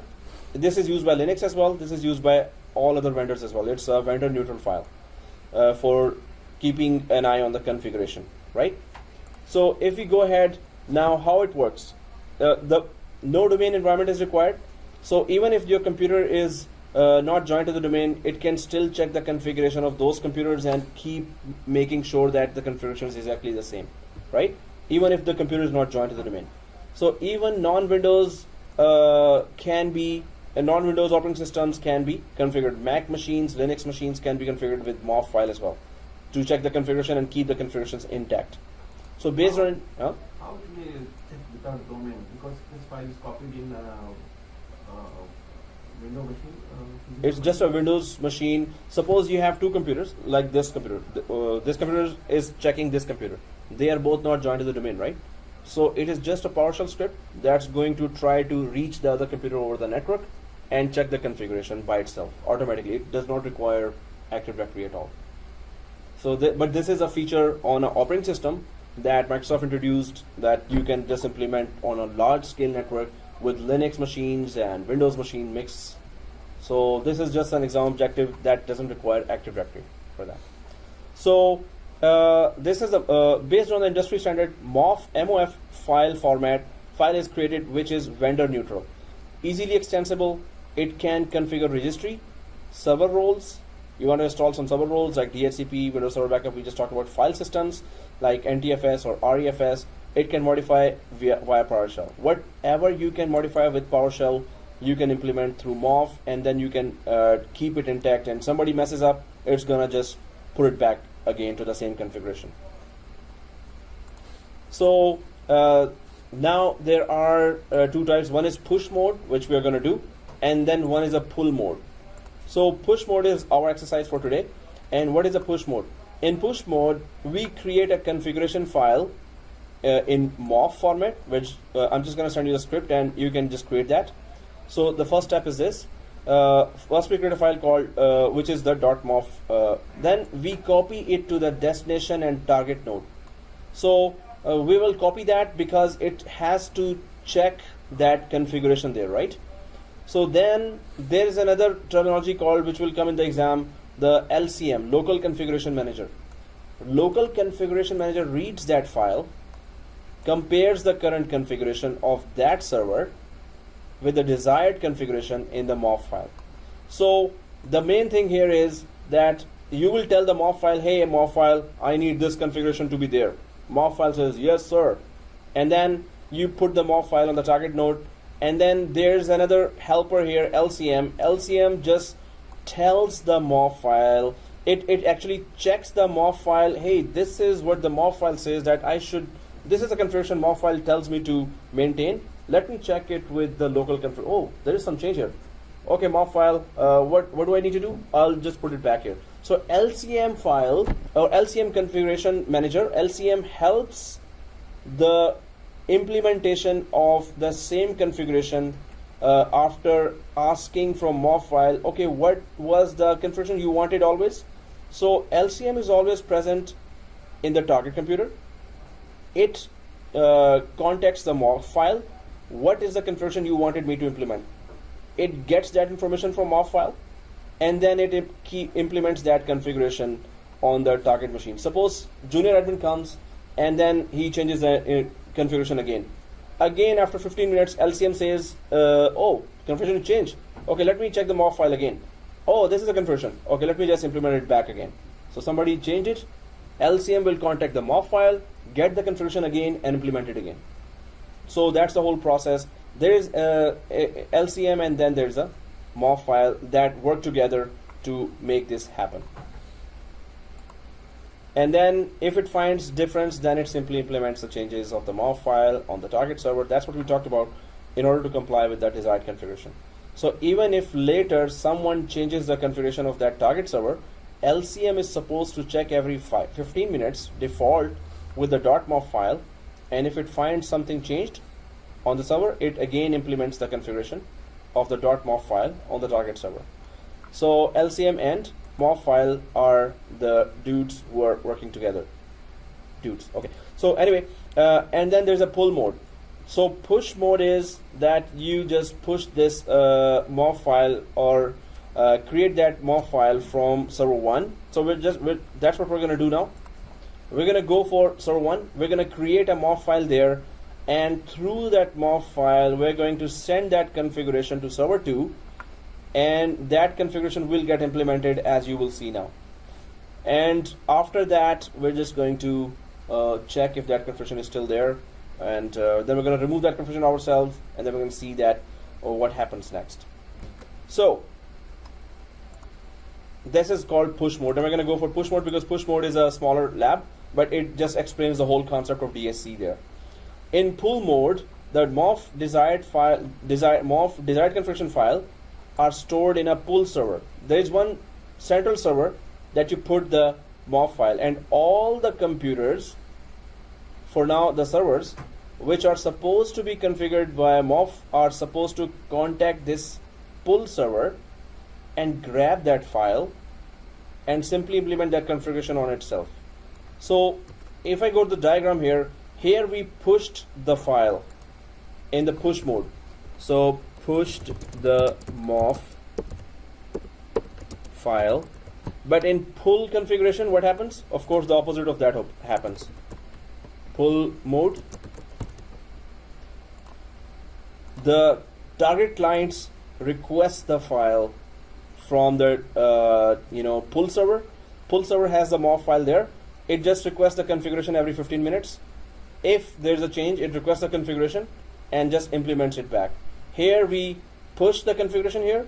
In the pull mode, the target computers are told and configured in a way that they request the configuration or pull the configuration from the server that has the DSC file or MOF file there, right? So the concept is still the same, but push mode, we push it. Pull mode, the clients request that, right?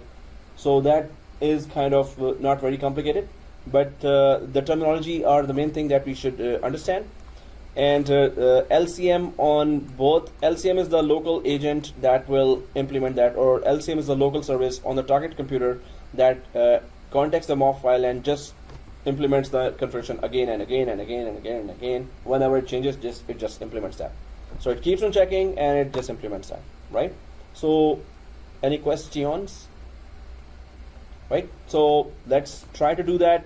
The lab is small, but because there are scripts, though, so it's going to be a little tricky. Let's see. Because before coming here, I thought this was a tough one. That was the easy one. Applocker, piece of cake. Nothing here. But I did not do the actual this lab here. This one, I should have gone for this one. It would have just shown you right away for the Applocker. Instead, I went for the slide lab. Today, I'm going to delete that slide. Okay, guys. So let's just go ahead.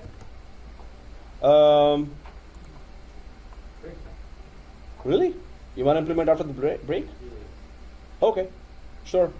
But it's no break for the teacher, right? Huh? No break for the teacher, right? I know you're fasting, right? One. So we're back from the break, and let's just try to implement. So guys, I've sent that Applocker other lab to the group. So when you are doing that with other applications on those paths, you will be able to do that easily. Would you please explain about package app rules? Like, because I saw two questions in the question paper. So package app rules is mostly we want to prevent users from running a setup file when they log into client computers. That's it. Well, it is much more than that, but it starts with that. So any specific file, any COM file with some extra information about that, some good information, some extra information you have to put there, with that file, which you can get from running some scripts against that program, or just from the vendor site. You can just get that information.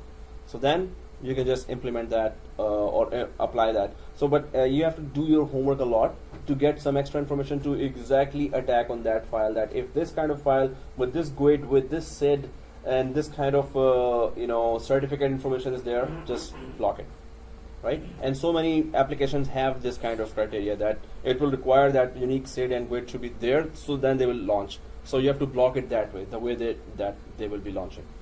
So, but this is when you do the Applocker, the one we are doing, executable, it's going to be very simple. It's just going to go for a .exe file, any of the file. So try to download just those files, or just change, even if you change any file, WinZip is not there, the file I sent you for Applocker. You can try with WinZip and try other files as well. It will just straightforward work. But this is now very challenging that it didn't work, so I'll try to work on that today, Notepad thing. Yeah, it's very challenging. Okay guys, so DSC, one small lab there. Having the remote for the fan. Me. Okay, so yeah. And see, okay, swinging or what? Oh, it's cold here. Okay, so anyway, you want swing as well? And okay, yeah, it's on target. Now we are fresher. Okay. So let's just get going, guys. And do we still have that A Notepad link in your browsers? I hope, because I'm going to send you the script, and if you start typing, it's going to be difficult. So A Notepad, yeah, there it is. And 7411 was.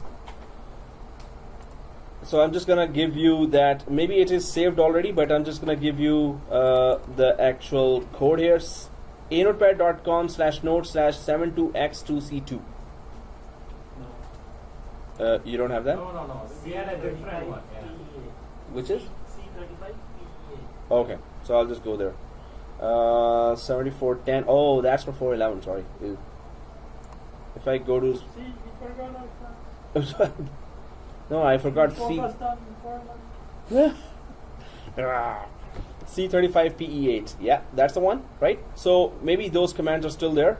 So I'm just gonna put. I'm gonna remove all those and put today's date, which is 13, I guess, June 2017, and go for that command. So that command is. Yeah, there. And this is it. Configuration, pull demo. Guys, you have to, I'll show you how to place this pull demo. Well, you can see here. So don't put this pull demo behind this bracket. That's the only thing you're not going to do. Put the pull demo wording after the bracket and after the line, in a separate line. That's the only thing I'm going to that you need to be careful about, otherwise it's not going to work. It's tricky a little. It's not concept wise, it's just El Perfecto. Okay, so here, and let me just create some more space here and save. Now refresh your page and you should be seeing this.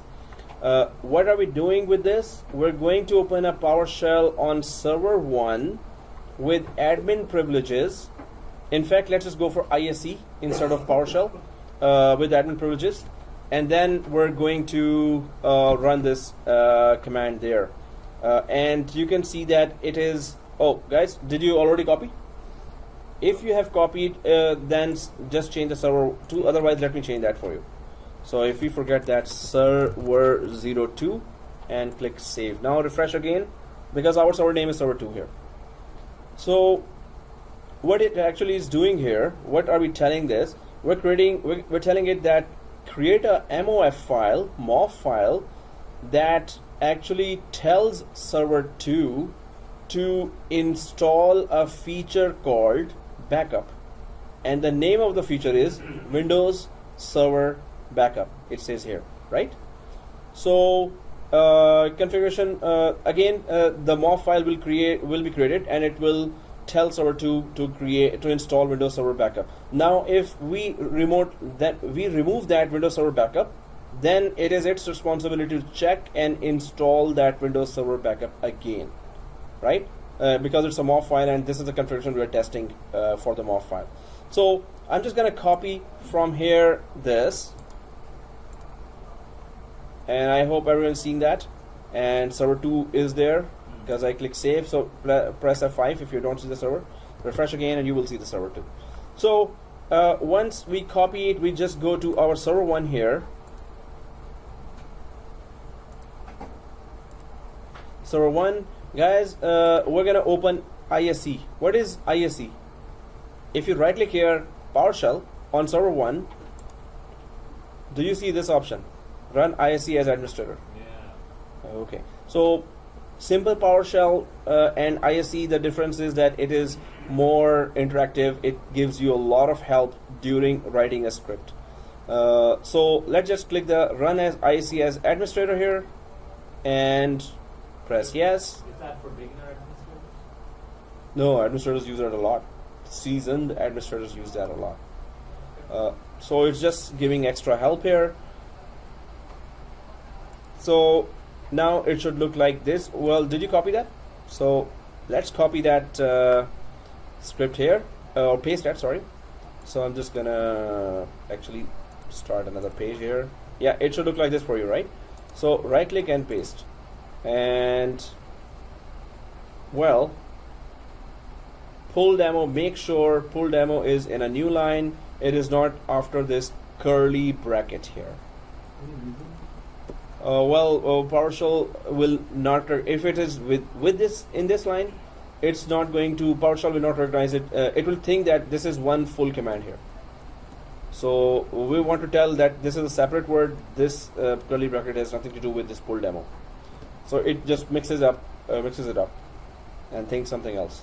So once this is put there, and it is open as an administrator, so if you know, do you see this play button here? Either you press F5 or click the play button. What it does is that it executes the whole script, whatever is there, it just executes the whole thing. So if we click this, do we all see the play button here, right?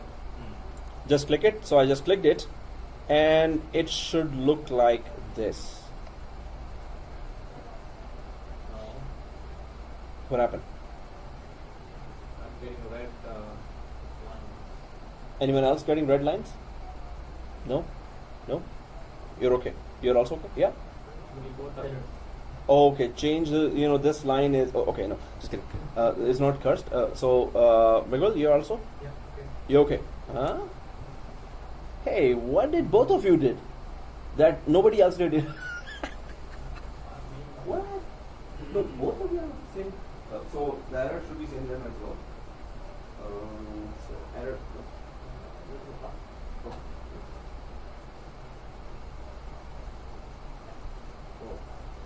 Oh, that's a long one.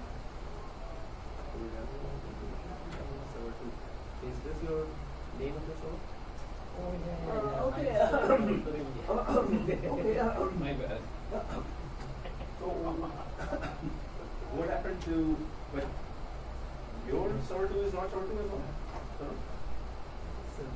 It is. It's not. But still, I'm getting this. So, I put click run. firewall, okay, we'll check firewall, because it's remotely checking now. Now what? Can we check server 2 here? It needs to be powered on? Okay. Of course it needs to be powered on. Serious. Wow, that's two ridiculous things in one. First server 2, server 3, server 2, then it is not even powered on. Yeah, I remember him powering on at the start of the class. Come on, it should have taken that Powered on, coffee as but well. log in. Oh, and you're getting the error? Yeah. So check the firewall, and yes, you have to be logged in with NetAdmin. Okay, so yeah, let's just So let me know if you are getting this. Now 3 guys are ready. Oh, resuming now.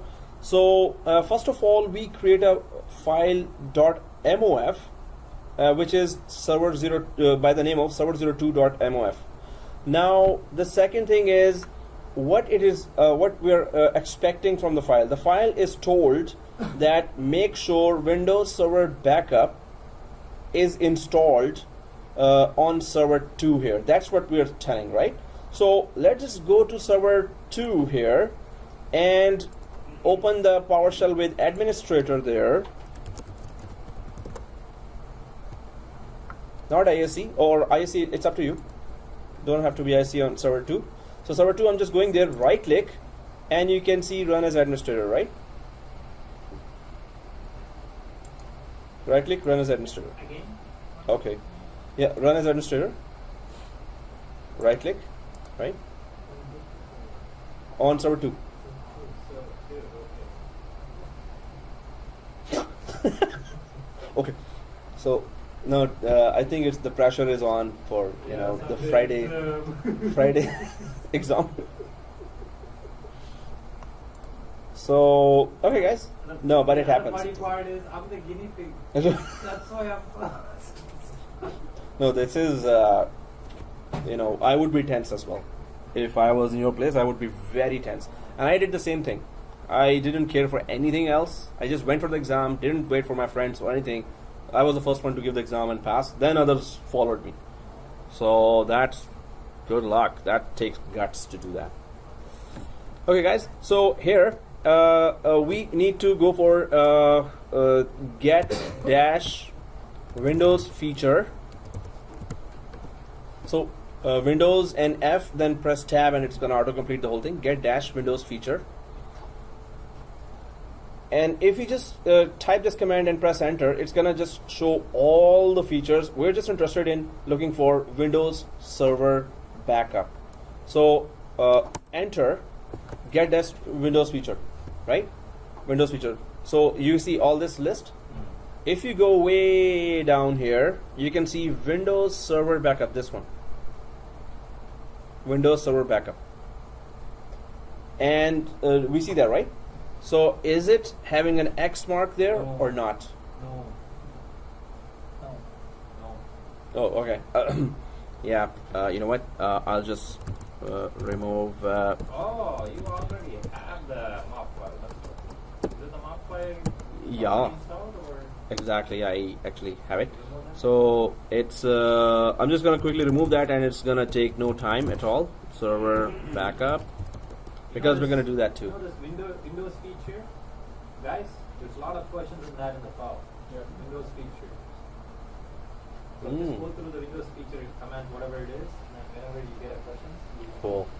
Hey, thank you for that. That's good that you're letting us know as well, because that's gonna be very useful for others as well. So I'm just gonna go for get Windows feature again, and when it goes, so now it looks like this: Windows Server Backup, right? And it is unchecked here. So once it is unchecked, and that's how you're looking at it as well. I'm just gonna go for that couple of million screenshots that I created for that. See, not only you create screenshots, I have to also create screenshots. So here I'm just gonna take you to the steps. These are the steps I intend to follow. And yes, MOV file is created. Then we went for server 2, and we went for run as administrator. Then we went for get Windows feature. So and then it is not installed. Exactly, that's what we're seeing, right? So now we then run another command here.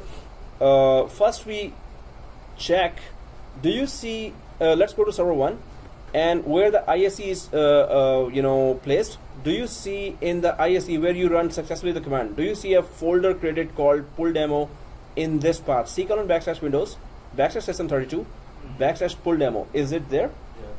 There. So this folder was created by the same script, and we're sitting right now in /Windows /system32. We need to go inside the pull demo folder that was just created by our script now. So this we can say as the headquarters which is controlling remotely the configuration of server 2. This folder we just created by running that script. So how can we go inside this pull demo folder while we're sitting just one path back here? So we're just gonna run this command cd and space pull demo and press enter, and it's gonna go inside. So I'm just gonna go back to this server 1. Let's go to server 1, back to server 1, and here pull demo is a folder, extra folder that has been created here. So I'm just gonna go for cd space pull demo and press enter. cd space pull demo, enter, and now it should look like this. We are inside the folder called pull demo. If we want to see the those ingredients there, contents, okay, dir, and how many files we have here? Just one, which is .mof itself, which is actually controlling or containing the whole script and what needs to be started and put there. So now the next file here is the next file. The next script I'm just gonna put up there.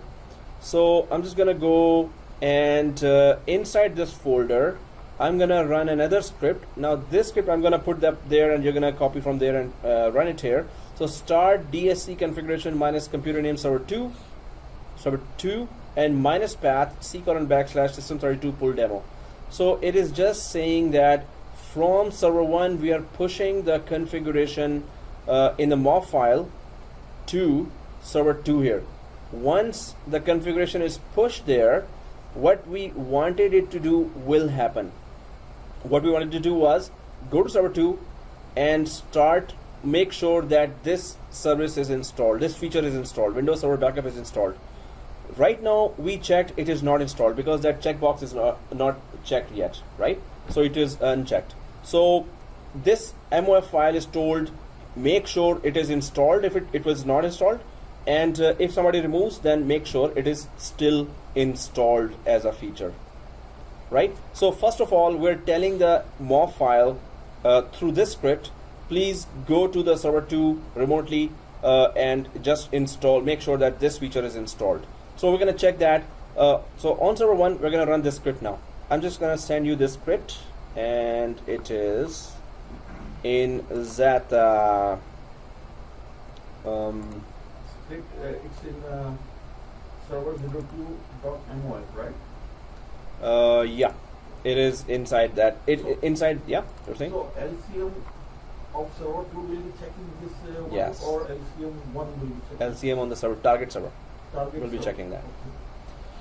So I'll just send you that script quickly here, and You can open the script by type server 02.mof. type, yeah, server 02.mof. to check the script. Yeah. No, there's another script that I'm sending you now. So yeah, this is the script. So guys, here, be careful, the script must run from within the pull demo folder on server 1. So I'm just gonna copy the whole thing till pull demo, and I hope it is not giving any error. So I'll just go to the A notepad, and the first script was there. Now this is the second script, and paste and save. Now F5 and grab that script from there.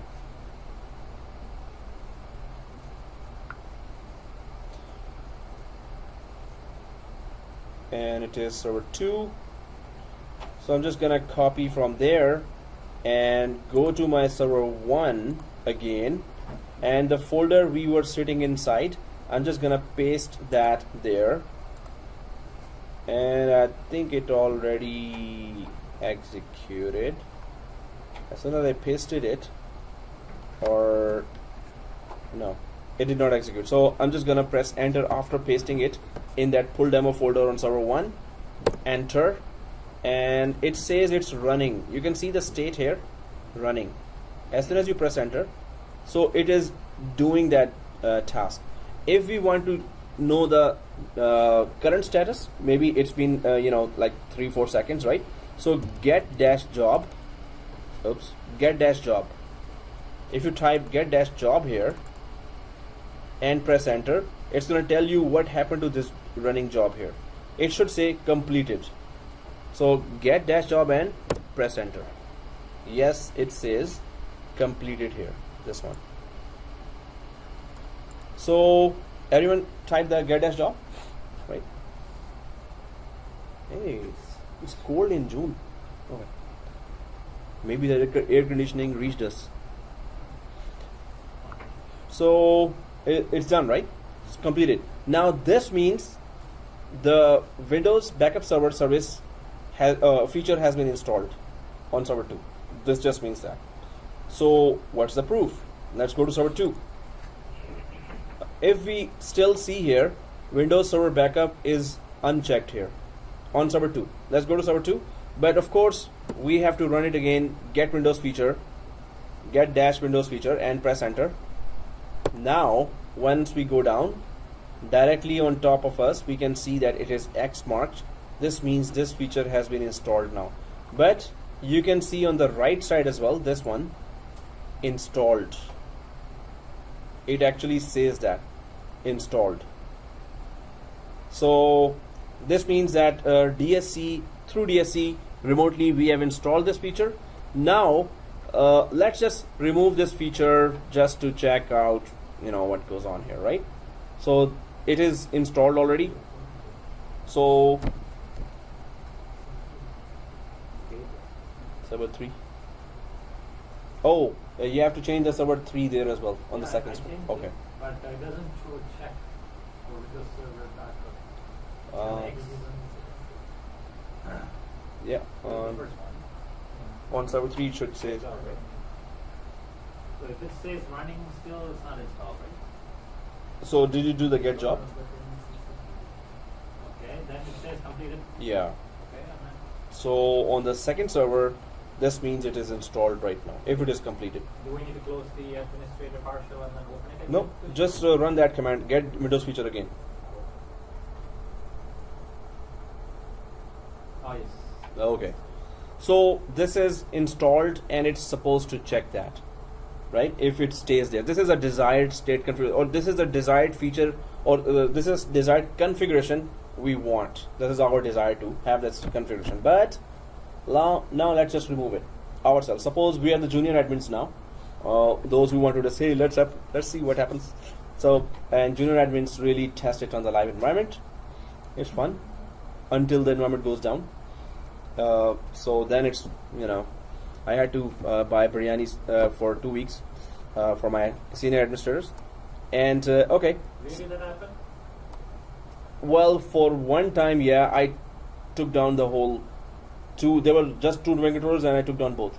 But it's a common scenario for juniors to do that. But senior administrators had to really listen to very, very much abusive language.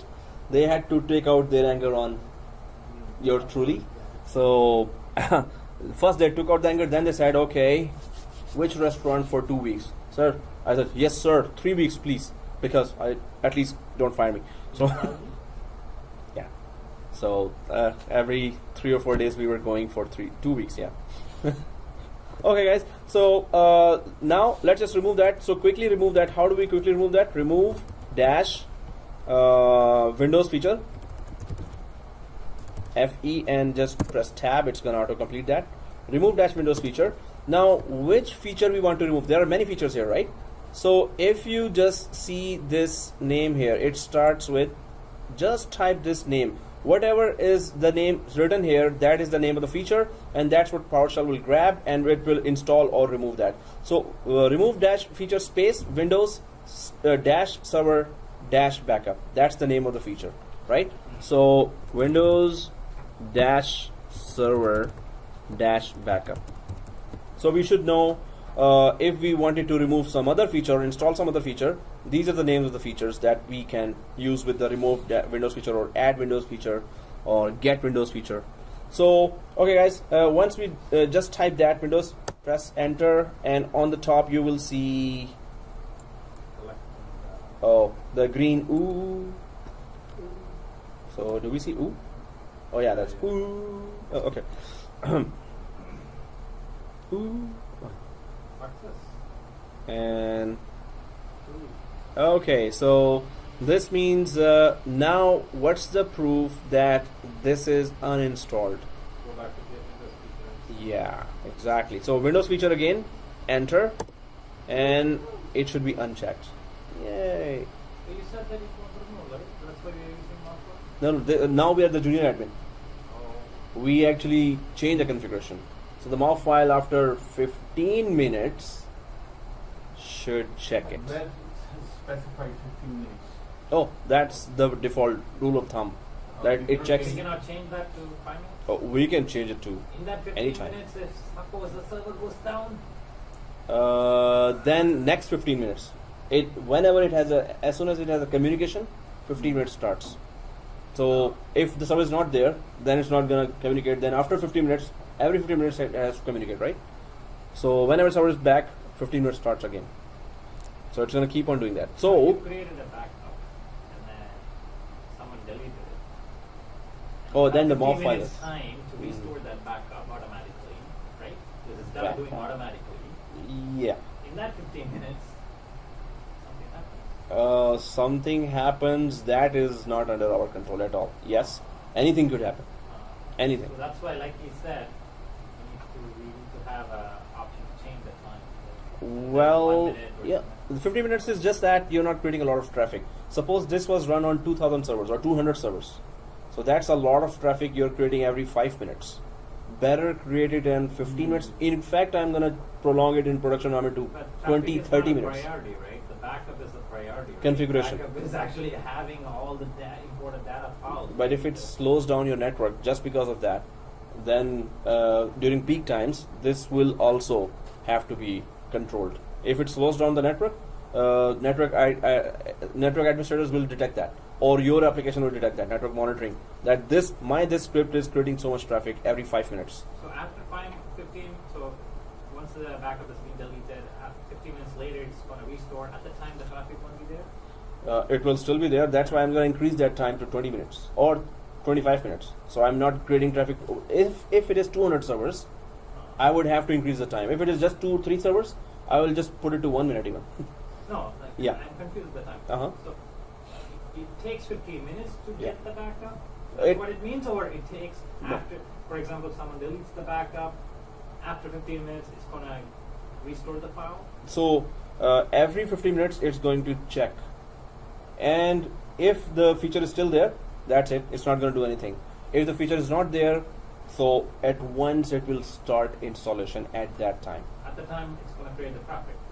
So at that time, no, if it is connected already, it's just going to implement the configuration back again. It's not going to make another connection to implement that, right? So once it is checking there, it connects. That's the only connection it's making that time. And then if it's there, don't do anything. If it's not there, So install it that. doesn't matter even if the time is like 1 minute or 2 minutes, right? For If 200 it's not- servers, if it's not there, Yeah. it's gonna check every minute. Yeah, yeah. If it's there, Yeah. it's not gonna cause any traffic issues.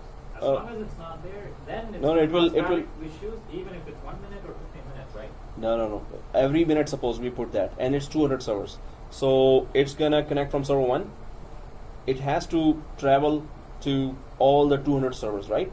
So that's 200 different pings or 200 different connections you're making already. Yeah. It's not exactly ping, but it's a connection that has been initiated. So any initiative connection that carries a data over the network. Movement. Yeah. Just a broadcast. If you go for CCNA, just the broadcast creates a lot of traffic, right? That I'm alive. So always this aspect of every system administrator has to check that anything I do is creating a traffic during peak hours or not, right? So yeah. So in server 2, you're saying that you got the DHCP, and then if you remove that, so for 15 minutes people won't be able to. No, so if it is some critical application, this is backup service, right? And this is also critical because we take backup every day, right? So, but it happens at 7 o'clock. But if it's critical, already your monitoring alerts would have come to you, and you would have just run to that during peak hours. If you're at home, either you connect right away or in 15 minutes it's gonna be back there anyway, right? So in 15 minutes it's gonna be install the HCP with all its configuration. It's just going to install the feature. If you want all the customized configuration to be back, this script that I showed here, this is a very simple script. It says just install. But if you want configurations, this would have been a very long script. That if you don't find this configuration inside the application, implement that. If you don't find this, implement that. If you find all these, don't do anything. So we will have to write a very long script that deals with each and every aspect of the application. So right now, just install. That's the script. So it's only knows that's what I need to do. So it's us who's going to create the whole script, and then we're going to tell, and then the MOV file, just check it and replace it, and overwrite it. The MOV file is just that. But we have to tell the whole thing, what we need to do and what other areas we need it to check, right? So okay, guys. So this is the backup mhm. file. This is the backup feature that we want to install through the MOV file or through the DSC. We could have changed it to DNS. We could have changed it to DSCP as well. Okay, where exactly the backup files are stored in this This is just a backup feature. feature? Okay. So there is no backup file right now, because when we take a backup from the backup feature, then the backup files are created right now. It's not going to restore any backup files. It's only going to reinstall the feature again. That's the only thing it is doing. We install the feature, and where is that feature? Let's go to server 2, guys. Let's go to server 2. Can you tell me where's that feature anyway? If I go with GUI, if I go to add roles and features on server 2, go to dashboard, add roles and features. Next. Next. Where? There's a restore mode something. There's a feature here. If you go way down here, Windows Server backup feature. Either it is checked here or checked there. It's the same thing, or it is not checked. So this is either installed or not installed. But whatever we do after installation, we take backup every day. We're not doing that. We're not concerned with that process. We're just concerned with, hey, if you see that somebody uninstalled it, then MOV file, go there and just install it again. This feature should be there. But further configurations, we did not mention that in the file. So we enable in the GUI, we do this. In the PowerShell, we do the Exactly. install command. Mhm. And then MOV file is the big command you just copied, right? This Yeah, one, right? yeah. The start DSC configuration, computer name. That's Exactly. the MOV file. That's the MOV That's file. the MOV file we actually implement in order if someone deletes it, it Yes. restores after 15 minutes. Yes, Right? exactly. So I don't think it's still 15 minutes, but we can give it, given our environment here, we can start the next topic as well, and we can still come back here and check if it did anything, or we're going to check the event viewer, and then if it has restored that. Otherwise, we're just going to run that command again. This one, start DS configuration, and check what happens again. But anyway. So the main the concept has to be clear. What does DSE means? DSC means desired state configuration, right? Desired state DSC, desired state configuration. And its only purpose is whatever you tell it to do, it's gonna make sure it always is that configuration. Anyone changes, maybe somebody changes it for the better, and that actually is beneficial. But then you have to be very careful about MOV file. That you go back and change that file as well. Because if you change it for a better, and then it will change back to whatever you told it to do. So it's still our fault, not the MOV file fault, right? We create another MOV file. Yes. MOV to MOV. MOV to MOV. Hey, fight with each other. Okay. So if you this movie, you install it.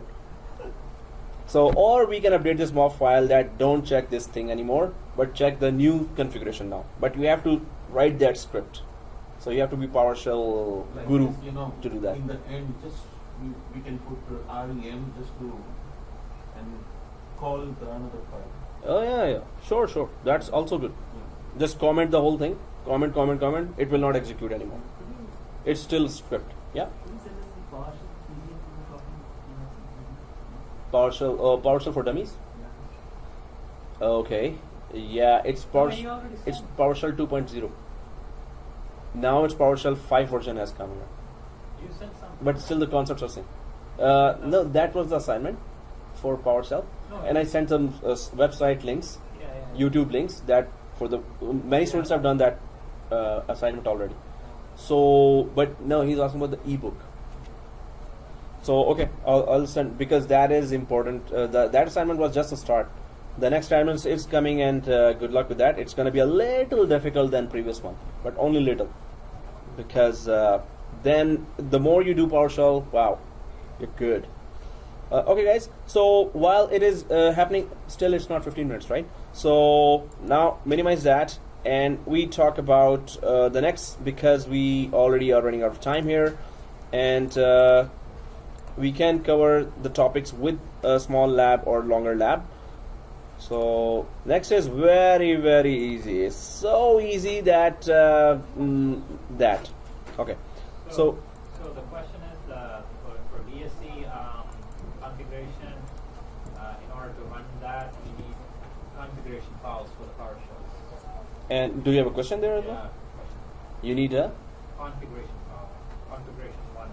Okay, then I'll read the question if you want. Oh. You have a server name, server 1 that runs Windows Server 2012 R2. You plan to use Windows PowerShell besides state configuration, that is DSC, to confirm that the application identity service is running on all file servers. You define the following configuration in the Windows PowerShell integrated scripting environment, ISE. Okay, that's what we did. It shows the configuration. Oh. You know, that, Okay. And You need to use DSC to configure server 1 as defined in the configuration. What should you run first? Configuration 1. so configuration 1 is the name of the file, right? Okay. In our case, it was full demo. The name of the file was full demo. Here it is configuration. Configuration 1. So we ran that file, they ran this file. So in the lab that we just did, so the pool, Full demo. is it copied into the server number 2? Yes. Where In the same path. System32, // Windows, System32. So yeah, we can confirm that. Guys, if we need yeah. to run, let's say, if there's a change to the configuration of the server, Mhm. you want to keep that configuration. Oh, So you have to create another more file. yes. Delete this one or remark, give So you have to comments. delete the old one from the server. Yeah, because it's gonna implement right away. The older one. So it has to be one more file. Yes. One more file. Or edit that. You know, there could be more files here. But the thing is that if they are not going for the same configuration, of course, if they're doing something else, one more file, second more file is doing something else exactly. One is for Exchange Server, one is for Notepad. So they are not, as long as they are not conflicting, we can have 2 or 3 or 4. But the more you complicate, the messier it will get. So one more file per all the servers is better, but that's never possible. You always have so many other configurations that you want the mob file to check and keep an eye on. So it's always more, but you just have to be very careful then, because it's scripting and it can make changes like this, or it can just, break down as well. Okay guys, so here, OfflineDomainJoin, very, very cool utility here, actually file here. That is an exam objective as well. And maybe there's a question there as well for OfflineDomainJoin, or OFJ will be the name of the file, OFJ. So what is the concept here? Let's just talk about the basic concept first. So the basic concept here is that you have a lot of computers, Windows 7, Windows 8 here, and they haven't been joined yet, or they are still in the company. So you ordered 100 workstations from from IBM. Okay, so then you want those computers to be already joined to the domain even before they arrived to your network, to your company network, right? You want them as soon as the computers, 100 computers are put there in your company, connected to the wires and started. So when they start, the end users should just start working on them right away. So this means you don't have to go to each computer and join it to domain, or remotely run some script and join to domain, whether they join or not. You do the offline domain join. The computers have no communication with the domain controller at this time. and still you can join those computers to the domain. They still have to make that one connection. So after you create a file here called OfflineDomainJoin. Here you create a file on server 1, which is a domain controller. You suggest a name for that computer. Then a text file gets created there, or txt file, whatever name we give. So now you put a name there in the file. So there is a name inside that file. There is a domain name that it will join. There is a SID that it will be given. There is a GUID that will be given. So we're going to just run one command, and it's going to create a file with a client computer name. Suppose client 01 we gave the name. Then it's going to assign a SID or a GUID, or it will give a lot of information about the domain in that file. All you need to do is take that text file to the Windows 7, Windows 8, Windows 10, which has not yet joined to the domain, and you're going to run that file again here as well. And it's going to grab all the information from that file as if when it suppose it was actually connected to that network and it was joining the domain while it was connected to the network. So when any machine is joining to the domain, whatever information it needs to join to the domain, that information will be actually extracted in that text file, and then that text file will be put here. Now this is IBM warehouse where you're doing that, and this is your company. So you're already, these workstations have no way to connect to your private company network. So all they have is this text file, each workstation. So it is extracted from here with a different name, and then it is run here with a special command, and that command will tell it, hey, you've joined the domain, it's okay. Whenever these machines are put in the private network, company network now, it will be domain joined already. You don't have to run the process on 100 machines of joining to domain again. As long as you are connected to network, you can do this. Exactly. So machines right now, when you're doing this process, they are not connected to the network, right? You run that file there, and the machines will have all the information of joining to domain. They have virtually, or in other company, they have already joined our domain. But when they arrive and you connect, end users can log in as a domain user directly. You don't have to do that join domain process and restart the machine. You don't have to do anything of that sort. So what is the benefit of that? Anyone can tell me what is the benefit of doing this? It saves times for the administrator. How? Like by pretty much going to, you can still log remotely by logging to every client machine and then joining the domain. You can avoid that. So exactly, but the main thing is exactly that you're saving a lot of time.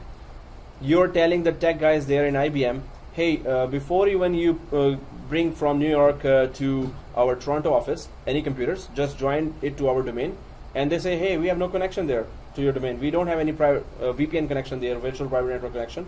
So you say, oh, I'm sending you 100 files there, and just put it in every computer and just run one command. They're going to be joined to domain. So then you export them. They run that file in each computer, and then when they arrive to your Toronto company private network, they are just joined to the domain already. So domain control already knows the name, the SID of all the computers, right? So DHCP will give them IP, and they will be connected to the domain as if they were always connected to the domain, as if they were always joined to the domain.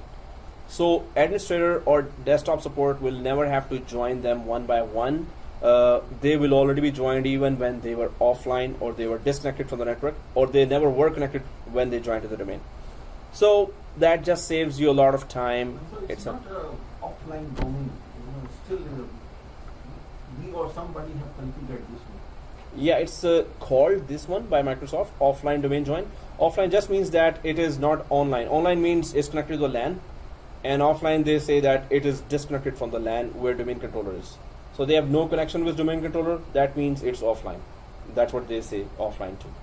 So what we're gonna do, we're going to disjoin our Windows 8 now from domain. We're gonna turn off the network card of Windows 8, and then we're gonna create a file from our server 1 with a special command. Then we're gonna put that file inside Windows 8, which is totally disjoint. So it is network card we will just turn it off. So there is no way Windows 8 can communicate with our domain controller. Then we're going to run this file, and after running that file and restarting, then we're going to turn on the network card, and we're going to try to log in from NIH.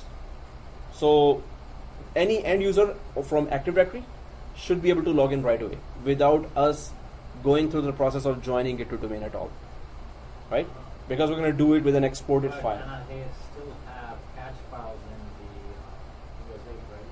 Cache files? You know, when you go to users. Or any other user, any domain user or NetAdmin. Yeah, but if we do this, you can still log in. We have to delete those in order to test our scenario.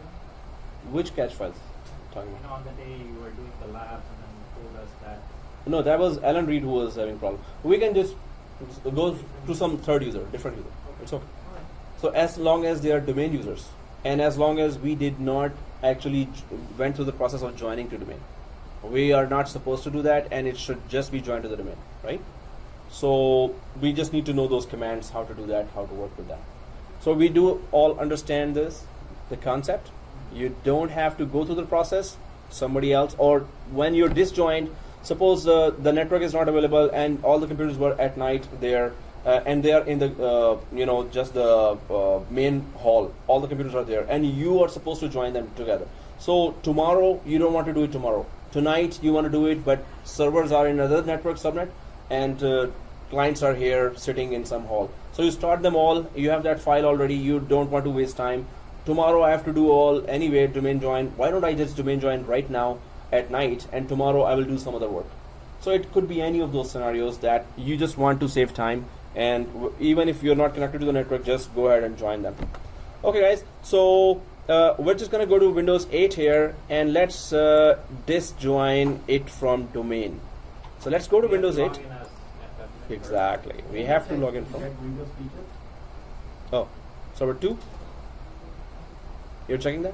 Yeah, but it's not working. What? Get Windows feature. So in the previous lab, server 2.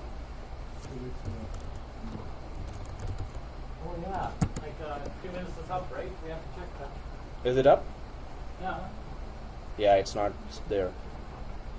Okay, let's give it 15 minutes more. So, welcome to Microsoft. Okay.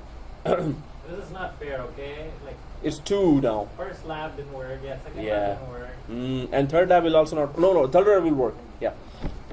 So, no, first lab will work because I sent you the lab already.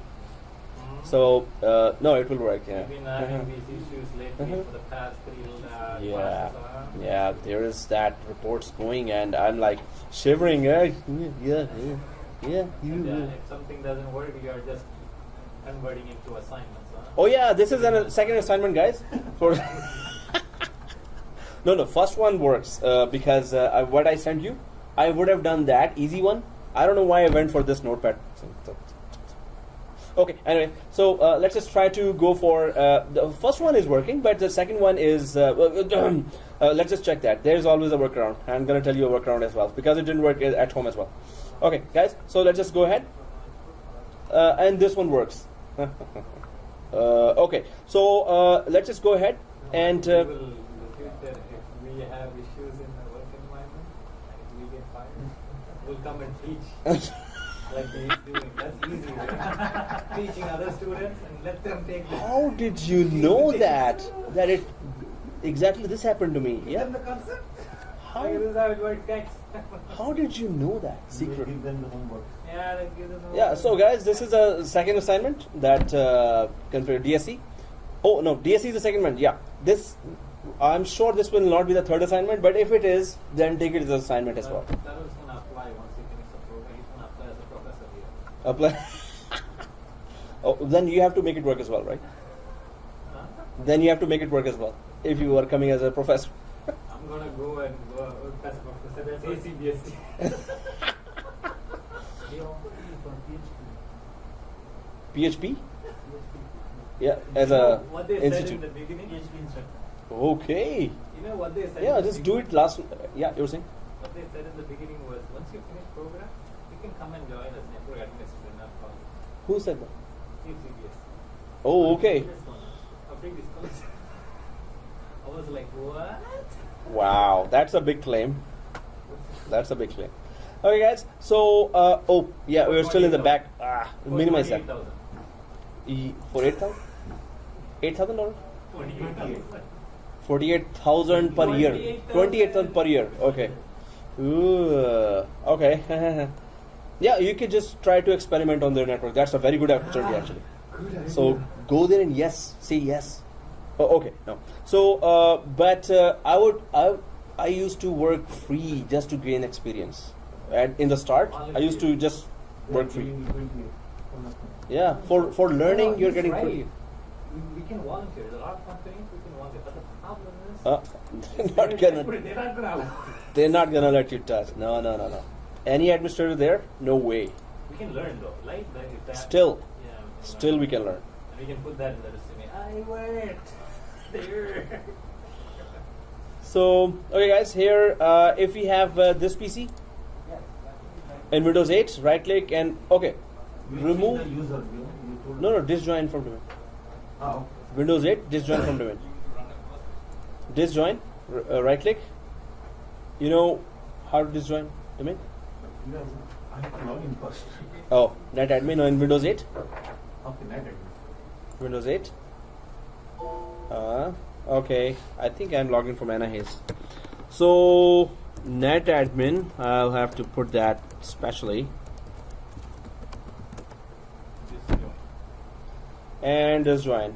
Change workgroup A. But as okay. Okay.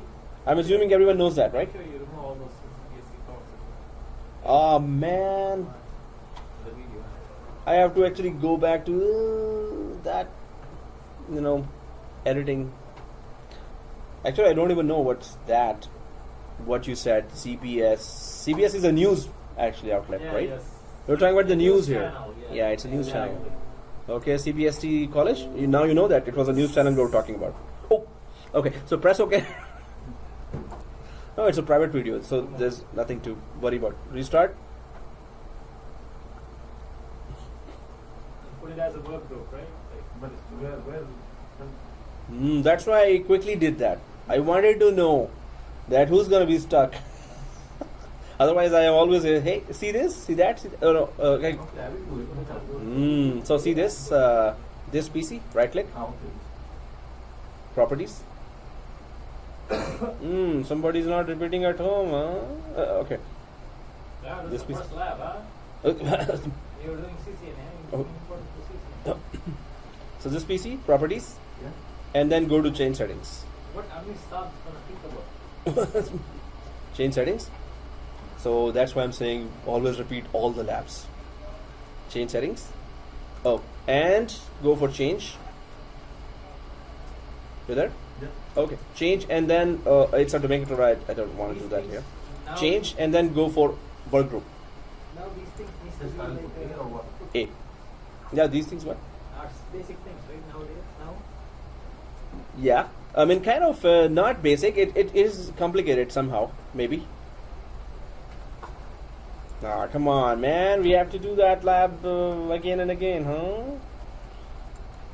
There's a custom lab waiting whenever you're mentally prepared, where you have to install everything in 4 hours or 5 hours, whatever we're doing separately. So whatever worked and whatever assignment you did, that will be included. But whatever worked in the lab directly. So if you want, whenever you're ready, let me know so I can give you a custom lab. Yeah, that's going to be brutal, but it's really going to, again, you're going to get a lot of experience. I'm ready for Monday. Monday? Yeah, Sure. Monday, I'll be ready for any labs. No, it's a day-long kind of thing, like 5-6 hours.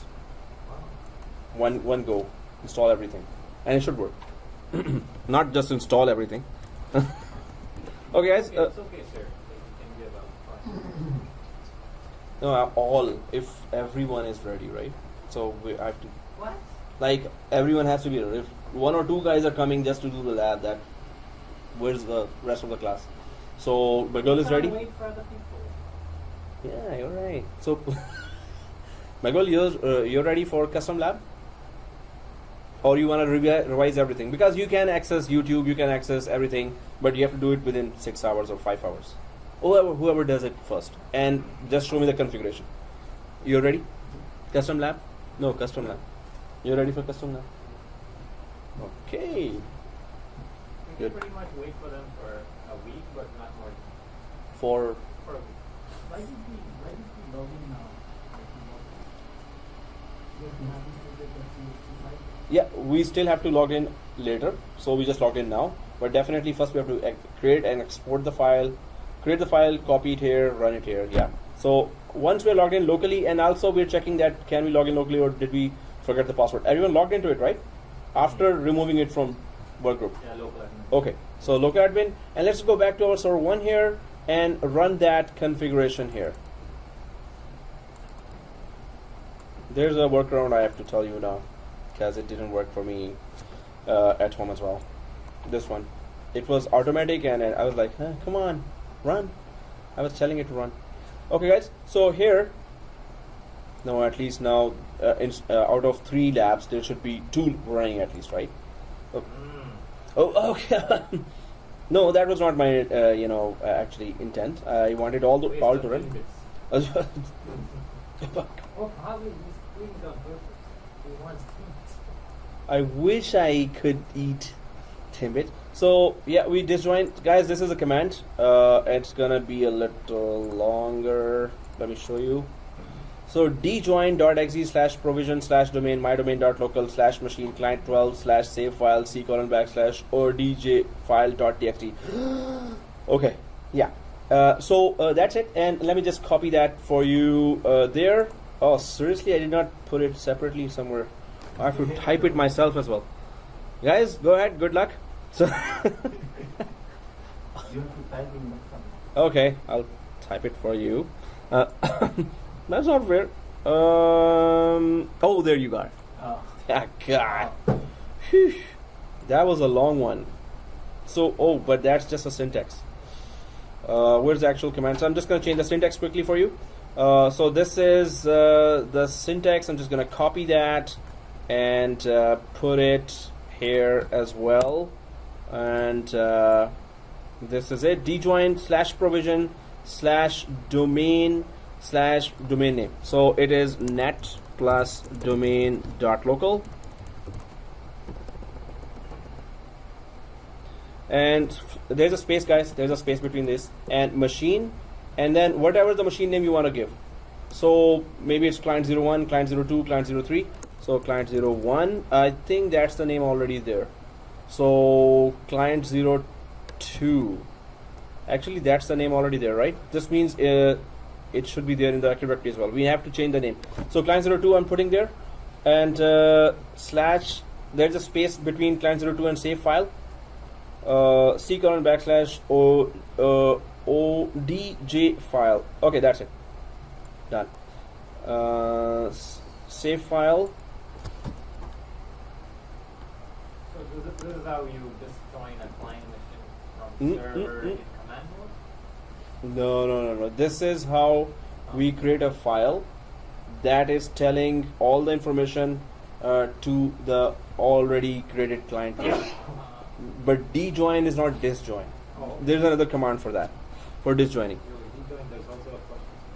Oh, djoin has many other ways of usages, other usages as well. C:\/. Yeah, that's it. So Good D. that I came to today's class. Yeah. What? You were not planning to come? Huh? No, like my uncle was in Oh, he's, okay. going back to London. Oh, okay. They're transferring from Canadian, the St. Michael's Hospital to London Hospital. Okay. I hope How much he everything. spent? So 50,000. Because the mistake he did was he didn't get the Insurance.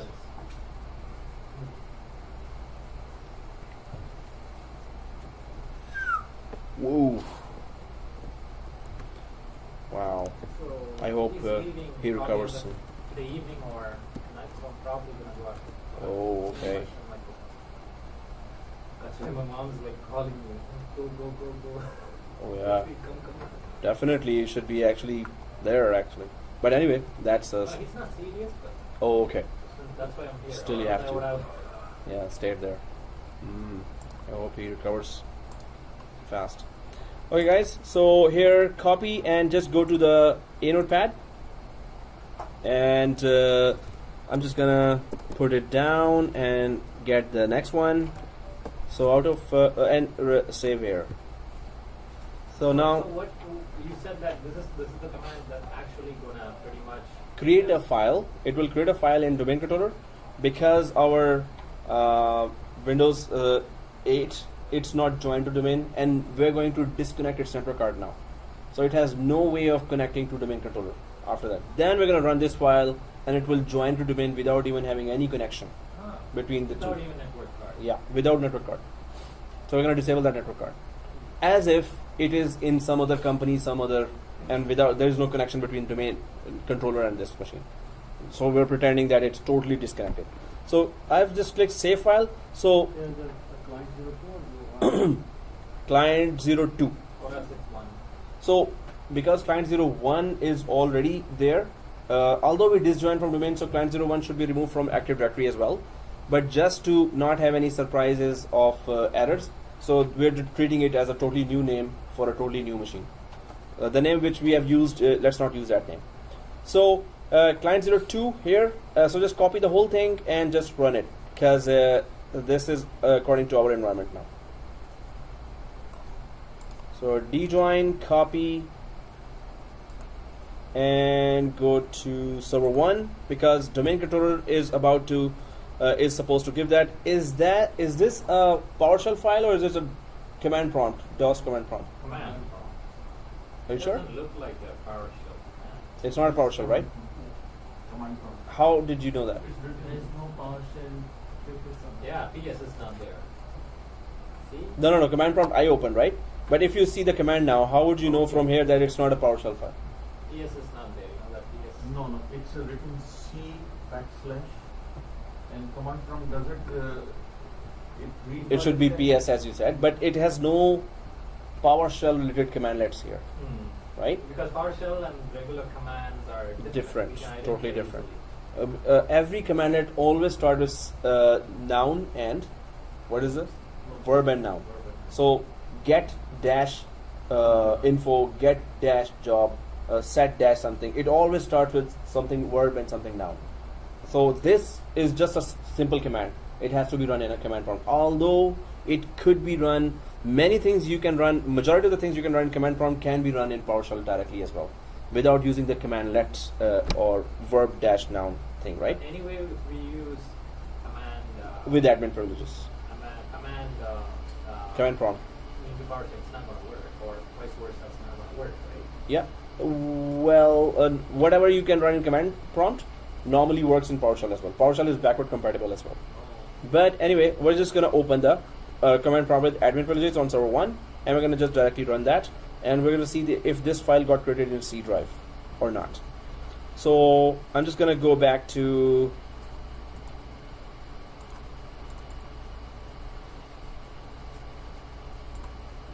server 1, and it's already administrator console is open there, command prompt on server 1. So right click and paste, and here it goes. Let's see, no error comes here. So enter, and there you go. It didn't work. Oh, okay. What? No, it didn't work. So, well, it will work. Let's just t-shoot that. djoin /provision /domain net plus domain.local, and it says provision a computer account in the domain. Yes. For me, it says provisioning the computer. Oh, it works? On server 1, right? Hey, that's not fair. You're running it on server 1, right? Yeah, it says completed successful level. That's really not fair now. Okay, so it should work with me as well. So right click again and command prompt admin again. And did I miss something? Okay, provision client 0. Did you put client 1? It's supposed to be 2. You didn't change anything, right? I didn't change it. So djoin. Yeah, I just copy pasted. But on Windows, we Operation completed successfully. Hey, that's not fair. Okay. Okay. So serious? djoin.exe. Oh, I did make some changes here. So guys, if you have created that file, go to C drive and check if that file is created there. Is it? So if that file is created, you just have to copy that file. Oh, go to Windows 8, Yeah, it's disable your network card.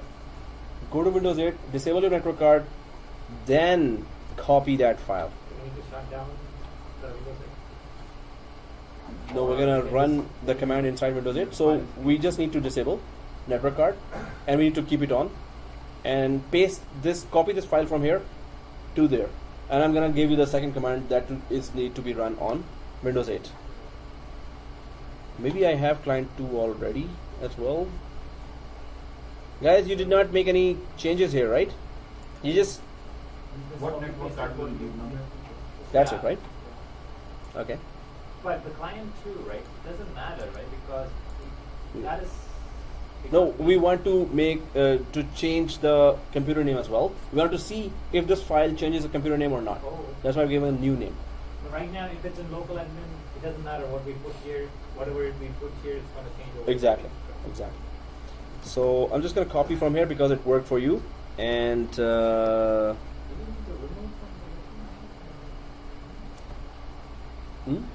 Windows 8. Remove the adapter. We go to settings and then we remove. You could disable it or remove. Yeah, it's up to you. Better disable it.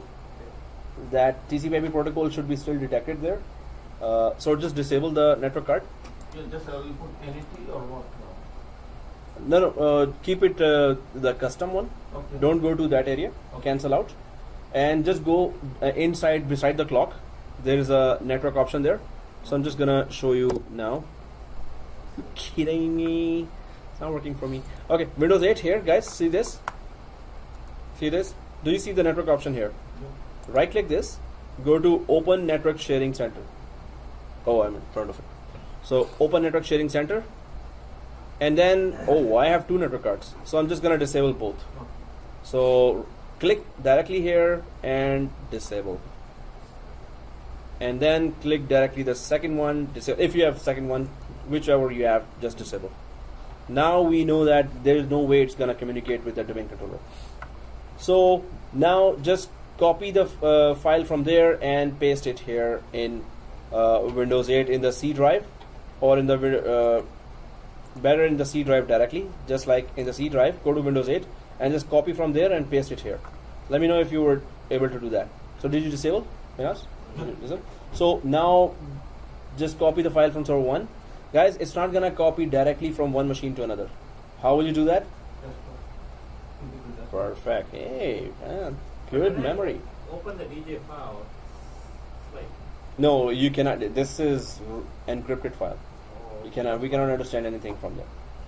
So if it is in the wrong hands, they will know what are we doing. I know how the encryption looks like. Yeah, this is how exactly. Okay, what is wrong here? What? Serious. Today is just like the. Okay, we can use one of our computers. Really? Yes. You have to make this at least work. DJ. Well, hey, it's gonna work on all your machines, right? So that's good enough. If it doesn't work on my machine, doesn't matter. Till the end, we're not gonna leave you. Oh, come on. So client slash machine slash domain net plus domain dot local net plus domain dot local provision. Everything is okay. djoin dot exe. Okay, and because it's not giving me the exact error here, or maybe it is, or maybe it's not. Closing and all reopening command prompt actions to try again. Yeah, We didn't change anything. I exactly did that. Yeah. So I'll just restart that. Our parameter is incorrect. Oh, parameter is incorrect. Seriously, just for me, not for other guys? Hey, don't be so. One time I had the same problem even when Then what you did? commands, the spaces, try you put the spaces again in your code. Oh, okay. Spaces? Yeah. Oh. I think there are some characters that you don't see it. Yeah. Guys, is there something after slash provision? Nothing. Nothing after No. space provision, right? No. Slash provision. No. Then space, then slash domain, then space net plus domain local dot local space slash machine, then there's a space and client 02, then there's a space slash save file space c colon backslash dj file dot We txt. have what you have. Yeah. Put the spaces again. Not other Sir. spaces again. It's correct. Put the spaces again. Try closing and reopen. Sometimes But I me, did like, that. Okay, you're saying Close the administrator, the Put command the wrong. space and type the space again. oh, put a space and type the space back. Yeah, go back to before the C column. Go back to C column. Guys, did you implement it on system 32 path? Mhm. The path is the same as well, right? The parameter is incorrect, and I did not put any space here. Is it TXT? Go back to before the C. Before the C. Yeah, before the C. No, the C column. Okay, go to the right after TXT. Yeah, Okay, put space.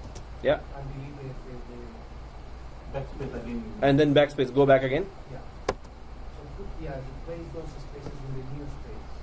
Oh, okay. Oh. Hey, that's in. Hey, he's a programmer. So, okay. So wherever there's a space, put space and put that back. That's what you're saying? No, okay. Put a Delete space the old and one? delete the old one. Delete the old space and Put a new space. put a new space. Now delete. Okay. Delete. But if I Space. delete the old space. Now put a space. Oh, okay. Everywhere or just Yeah, here? everywhere. So delete space. Wow, I never saw that. I'm not a programmer, I so hope it yeah. works. But what's the logic here? You needed some characters that just copy from. Yeah, copy paste. That also But how come screws it's up working for everyone else. all of us? Exactly same thing. Even here. Well, anyway. See, it works. Whoa, it works. Ooh, good to know.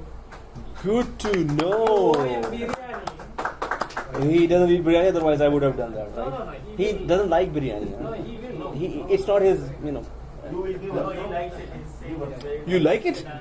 He wants biryani. He likes loves biryani. biryani. Hey, say What? don't like it. He likes, but when full class is there. Okay. We three can eat biryani, yeah? Oh, we three. So these two are out, huh? He likes sharing also. Sharing. Yes. So I'll get one biryani and you three can eat one biryani, right? Okay, at least buy one biryani. Yeah. I thought you will say no. Okay. Guys, did you all see this one? Yeah. What is the logic of? Wow. Thank Yeah. you. That's Yeah, totally new for me. Some characters from your browser. Oh, when we copy paste, it just so whoa, amazing. Okay, thank you for this. I'm just gonna copy that. I'm just gonna go to the C drive and go for there's a file, and copy and put it on desktop, and then paste, and then copy again from the desktop, and wow, today's special guest is then Miguel Oh. for this outstanding thing. Yeah. Learn something. Yeah.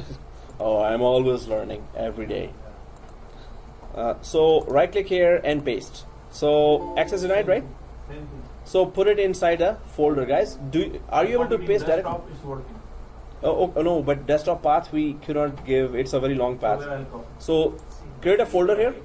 Create a folder here in C drive, and just put here DJ offline domain join, ODJ, offline domain join, ODJ. That's it. Keep it simple. C colon backslash ODJ. Double click and paste the file inside. Now it's okay.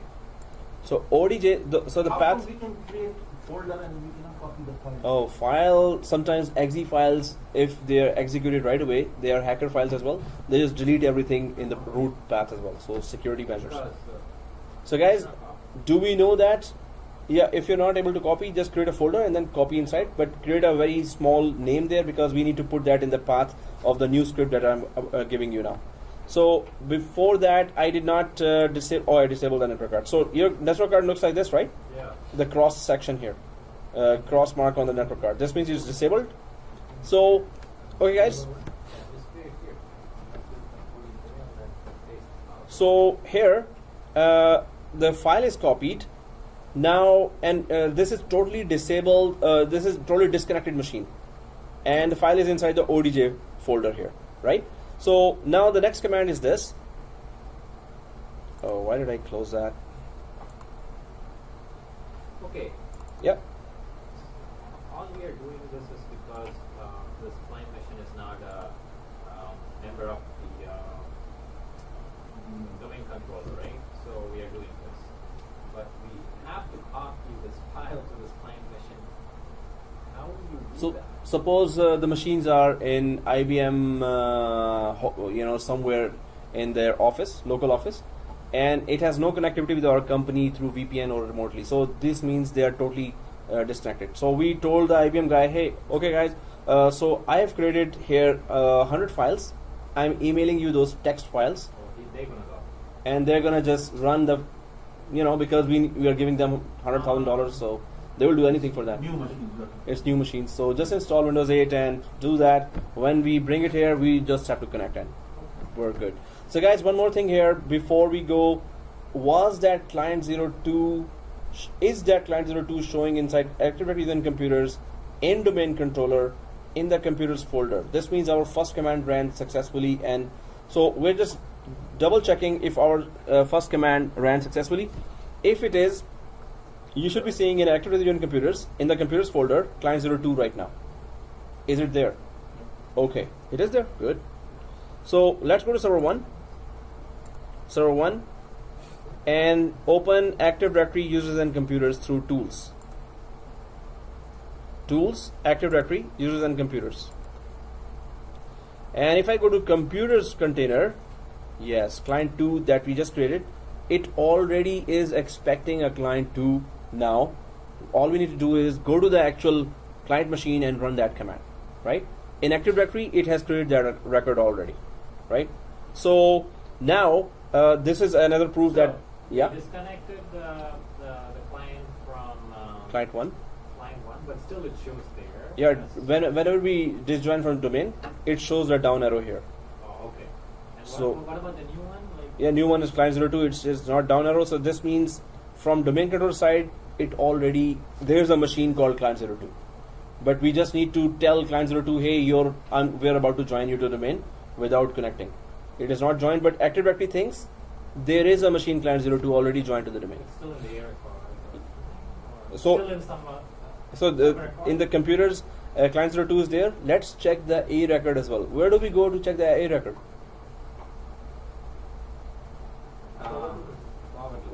Where do we go to check forward lookup zone? DNS. Yes. Go for DNS and just check if A record was created for this machine as well. Go to DNS here. Tools, server 1, tools, DNS.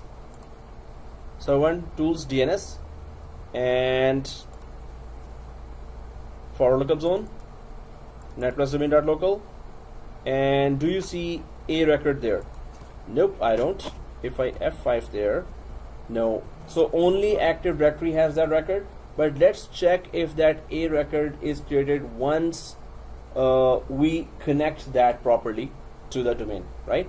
But Active Directory, we wanted to check Active Directory. This is an extra thing that, okay, let's just check there. So it's not there. But it will be there once they properly connect to each other. But we never started the process of joining to domain. We just ran a file and it joined the domain, right? So we're going to check that when we enable the network cards ultimately in the end, right? So let's just go to our next command here. So I'm just going to send you the next command here, which is, But my point was, yeah. even though like when we were joining the Mhm. client machine to domain controller, right? Yeah. The way we came and checked is by going to Active Directory users and computers, and then we saw client there, right? Now we disjoined them. Like we pretty much It is took it out of already, the domain, right? huh? Took it out, made it as a standalone client machine. Client 1. Standalone client. No, client 1 has been disjoined from domain just to test.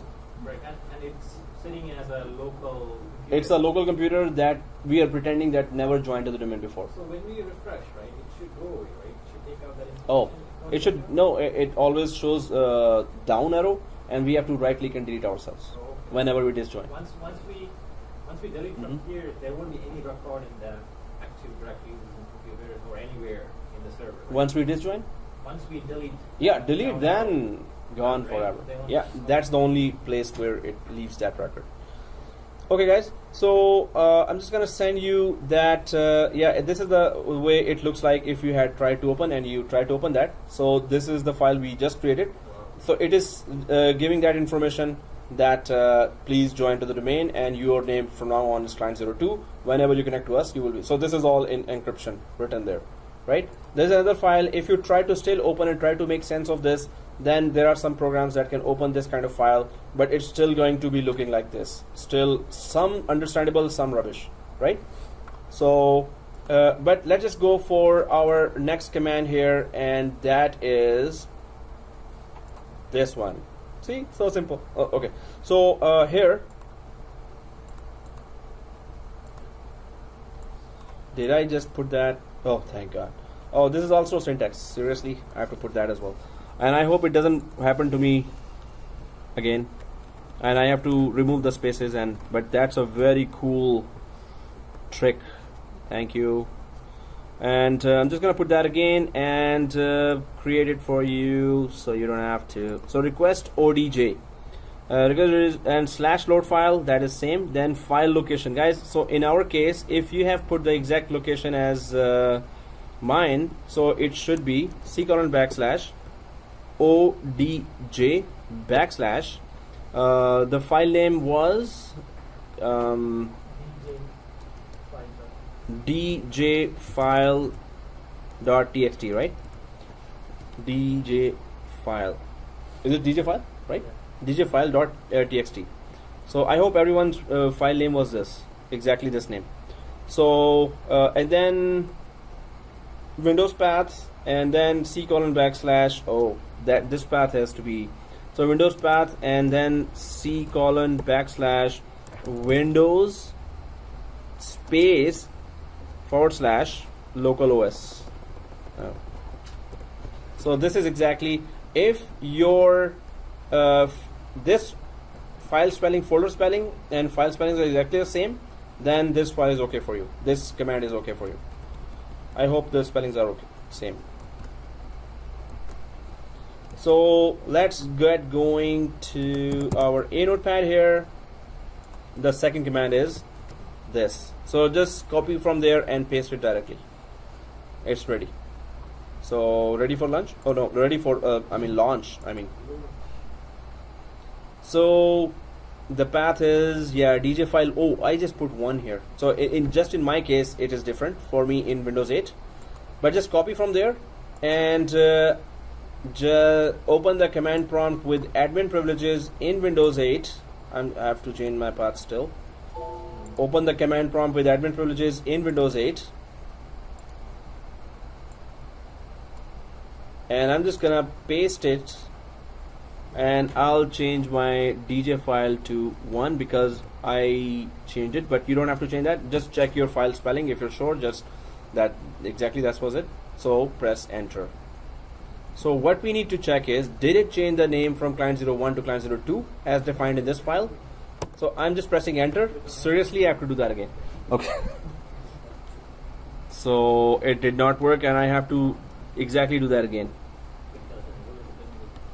Oh, then you will not leave this college until you make it work.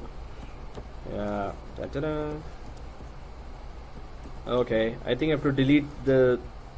Wow, that's kind of a magic thing. Permission and request complete successfully. Seriously, it worked for you? That's really not fair. Okay, done. So does it say restart? So guys, what is the command to restart? Shutdown -r /r. /r. So shut down. No, but don't press enter right after that. There's another one.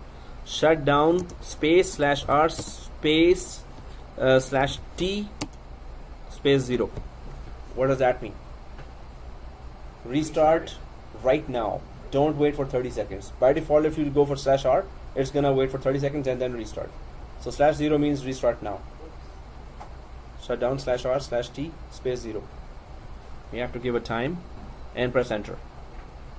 So if everyone has written it down, press enter. Okay. So what we are expecting now? It's not working. Uh? I will just do whatever. What? Request failed? Shutdown didn't work? So just restart the other way. Restart the other way that we were using for a long Yeah, time. but it is case sensitive. If you put capital R, so it's not gonna work. Only the big commands are working, the small commands are not working. So see, it's not working there, it's not working here, it's not working there. So it's kind of a not working day today. So it's So- like IT, no? IT is so simple, eh? One, Oops. understand the concept. See, implement, Ah. it doesn't work, that's where the problem comes. That's what where the you kicked out from the company. Exactly. They will hire another person. That Exactly. person make it work, they will keep it. yeah, huh? Was that a compliment or okay? Hey, You know, I'm the guy was saying like there were like two people that hired one of them that hired from UFD or something, and then they couldn't able to do the job properly, and then two from the next plus college one day, right? They fixed the problem, so they kicked out the UFD students. wow. Hey, really Yeah, that's what good. See, okay, They are boosting the college. yeah. What was the problem, anyway? But that's This is at the time of that mission was probably one week signed application for this that week. I don't know. We'll see. no opportunities come and go. So there are job opportunities they always have. Some from somewhere. Oh, you have this guy. You have this guy who can do this. So they keep asking. Yeah, I'm seeing your job postings, but That's it's for not suitable for me. Like, I need some. What are these? no. Actually, this is level 2, 3, 4 jobs. But you get an idea that what they want. And if I just open in those websites, desktop one, level 1 jobs. So it will just start sending me all the jobs in Indeed.com. So go there and check level 1 as well, because I'm getting from friends and everywhere. I used to apply to these jobs as well, and so many interview calls were there as well. But I just don't want to go for that. It's too much tense environment, and if I'm getting the same or better here, so Yeah, why not? exactly. Why go there? It is more relaxed. Yeah, this is when it's a passion, when you love doing it, then it's relaxing. Otherwise, there's so much tension here as well. Yeah, but the labs are not working. Some labs will always not work. Not every. That's what the field is. Suppose you start learning driving. Some. Yeah, right. Hey, nobody's perfect. No, nothing is perfect. You said Wow. tension is here. Here means No, This it's profession talking about of this tension over college. there. No, tension. Otherwise tension are in every work. Nothing is easy, But right? that's yeah. tension, If yeah. you are not, you don't have passion for it. But Yeah. what kind of tension? Oh, tension. For example, I'm not seeing at you, right? So this is.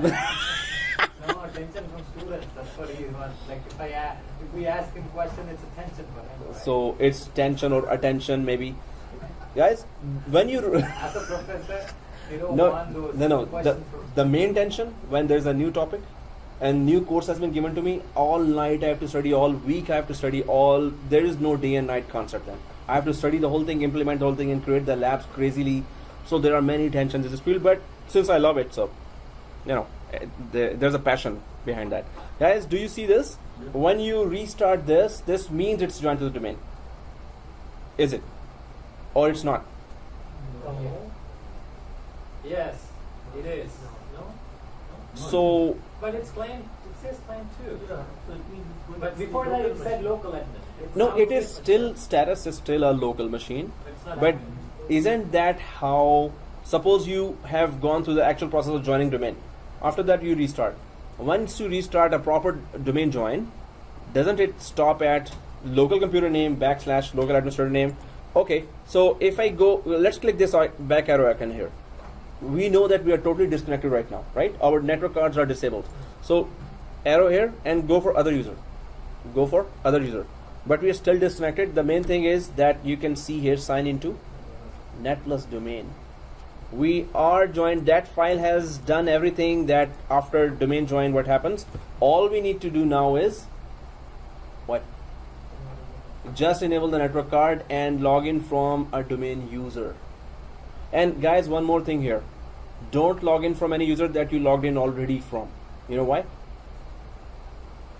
Log in from a totally new user, which you never logged in from here. Because the machine has the history of the. Yes, locally cache profile. Even if you That's what are, I was saying before. Yeah. Cache profile was quickly fetched from there. So even Yeah. if you have not created this one, still you could have logged in. no, from domain user you cannot log in from a new account unless that computer was joined to domain and you have logged in once. It has saved that profile. After that you can disjoin and log in. Yes, it will log in again. A new totally domain, it has to contact that directory for that. Okay. Because it has no cache profile for that, right? So right now we need to log in from. So first log in from netadmin. No, first log in from local admin. Enable the network card. Log off from local admin again, and log in from a totally new account from 390 users. Take something that you're sure you'd never use that. So I'm just gonna go to the back arrow here. I'm gonna go for the back arrow. Go for this local admin account, this one, because I need to turn on the network card. So this was small ABC capital C 123. So this is what we are seeing as that we brought that computer from IBM as that example was going, and from there once it is here, that as soon as we enable the network card, this means that we have just connected it to our local environment from the IBM office, where it was totally disconnected from our domain. So I'm just going to go beside the clock, open networking and sharing center, and go to change adapter settings, and just enable Ethernet 0. That's it. Just enable Ethernet 0. First, we enable the network card. Now we have every connectivity. We have connectivity with our domain controller. So, but we want to prove that we don't have to join this one to a domain. It is already joined.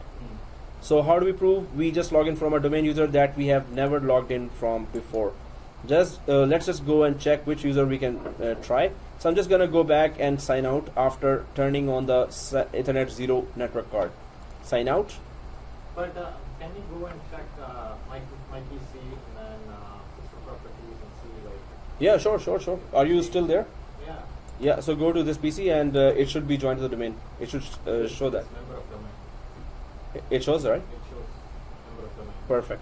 So, okay guys, other user, go to other user, but I'm gonna go back to server 1 just to check which user I can log in from. I'm just gonna go to activate user and computers, go to exchange users, and there is Anna Hayes, we already tried. So there is Anil Hunt. The problem is we're gonna Anil go dot to hunt. all the hi, hello, so That is something, but at least we know that it's logging in from a domain, right? we want. So Anil.hunt, I did not use this user to log in from that particular machine. So Anil.hunt, and this means it has to contact the domain controller, and domain controller will only let this user log in if this machine is joined to the domain. Otherwise, it will never allow you to log in. So Anil.hunt and password 1. Enter. If it logs in, we're good. Hello, hi. Oh, it comes. Hello, hi. Okay, 2 labs. Okay, 1 lab not okay. Okay, 1 lab is an assignment, right? So, so yeah, that I intended to have an assignment anyway before. So, which lab? Oh, let's check that 15-minute thing. No, it won't work. Yeah, if it in 15 minutes it didn't work. So guys, suppose it does not work. So we can still run that command again from server 1, and this means we are pushing again manually that configuration instead of LCM trying to detect it locally. We're trying to see if I go to server 1 just to revisit that lab as well, where ISC is still open. This ISC is open, and if so I'm just gonna go for ISC That's for the second lab, right? So up arrow, same command is there. That was in server 2, right? Server 1. Server 1 was pushing to server 2 that configuration. So if configuration was not implemented automatically, if I push from here, it's gonna just implement from there. Suppose I push it to 200 servers, it's gonna be re-implemented on 200 servers as well. So we still have that trigger from our side, but then it is manual now. Why did it not work automatically? That's what the assignment is all about. Oh, okay. So did I say that? Yeah. But now I'm pushing it to 200 servers, suppose, or one server only. So I'm just going back, and the command is already there, right? Enter, and it is still running now. Of course, it's gonna run for a few seconds, and when I go for get job, this one, get job, enter, completed. Now this is the second time it completed. Before it ran and completed, now second time, so second line will show that it is completed. If it is completed, I'm just gonna go to server 2 for a proof that is that feature again installed there or not, which we removed ourselves, right?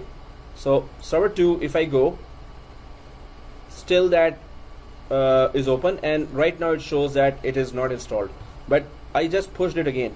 So get Windows feature, enter, and yeah, there it is installed.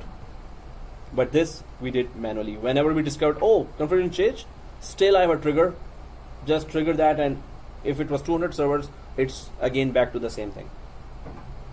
But the 15-minute thing didn't work, so you're Yeah. doing this manually. Yeah, so 250 minutes. no, I have to check that. 15 minutes. Why didn't it work? But we had to push it ourselves. So, but LCM now I have to check that and improve the lab. Man, again screenshots. See, only students are supposed to create screenshots, not teachers. Oh, anyway, so I'll have to work on that. And But can you share your pain, pay? pay. Seriously? Yeah, right. Hey, teachers are giving assignments. For that, students are not getting paid for that. Okay, good one. Okay, so anyway, let's just go. So, many teachers don't go this far to do any labs. I know it. When you do lab, you will be stuck. That's why I'm here. Instead, Okay. I would have went to Sentinel, right? Oh, okay, that's a compliment, right? Okay. It is compliment. Oh, okay, thank you. It's okay, buying your 10 minutes. Okay, guys. Hey, in other advanced courses, this is not considered advanced course. In VMware, the amount of lab we do from the day one, it starts as a long lab and then it only gets longer and complicated. So we're getting ready for that. And VMware class, this is the 9th or 10th class I'm teaching. So Citrix, very tough. AWS, very tough. So we're going back to that. Okay, you'll be. So anyway, okay guys, this is it, and I'm stopping the video. Oh, any questions? So yeah, I have to work on that LCM, and guys, the Applocker, the document I sent, please do that, do that, because it's gonna work right away, right? I should have done that. Okay.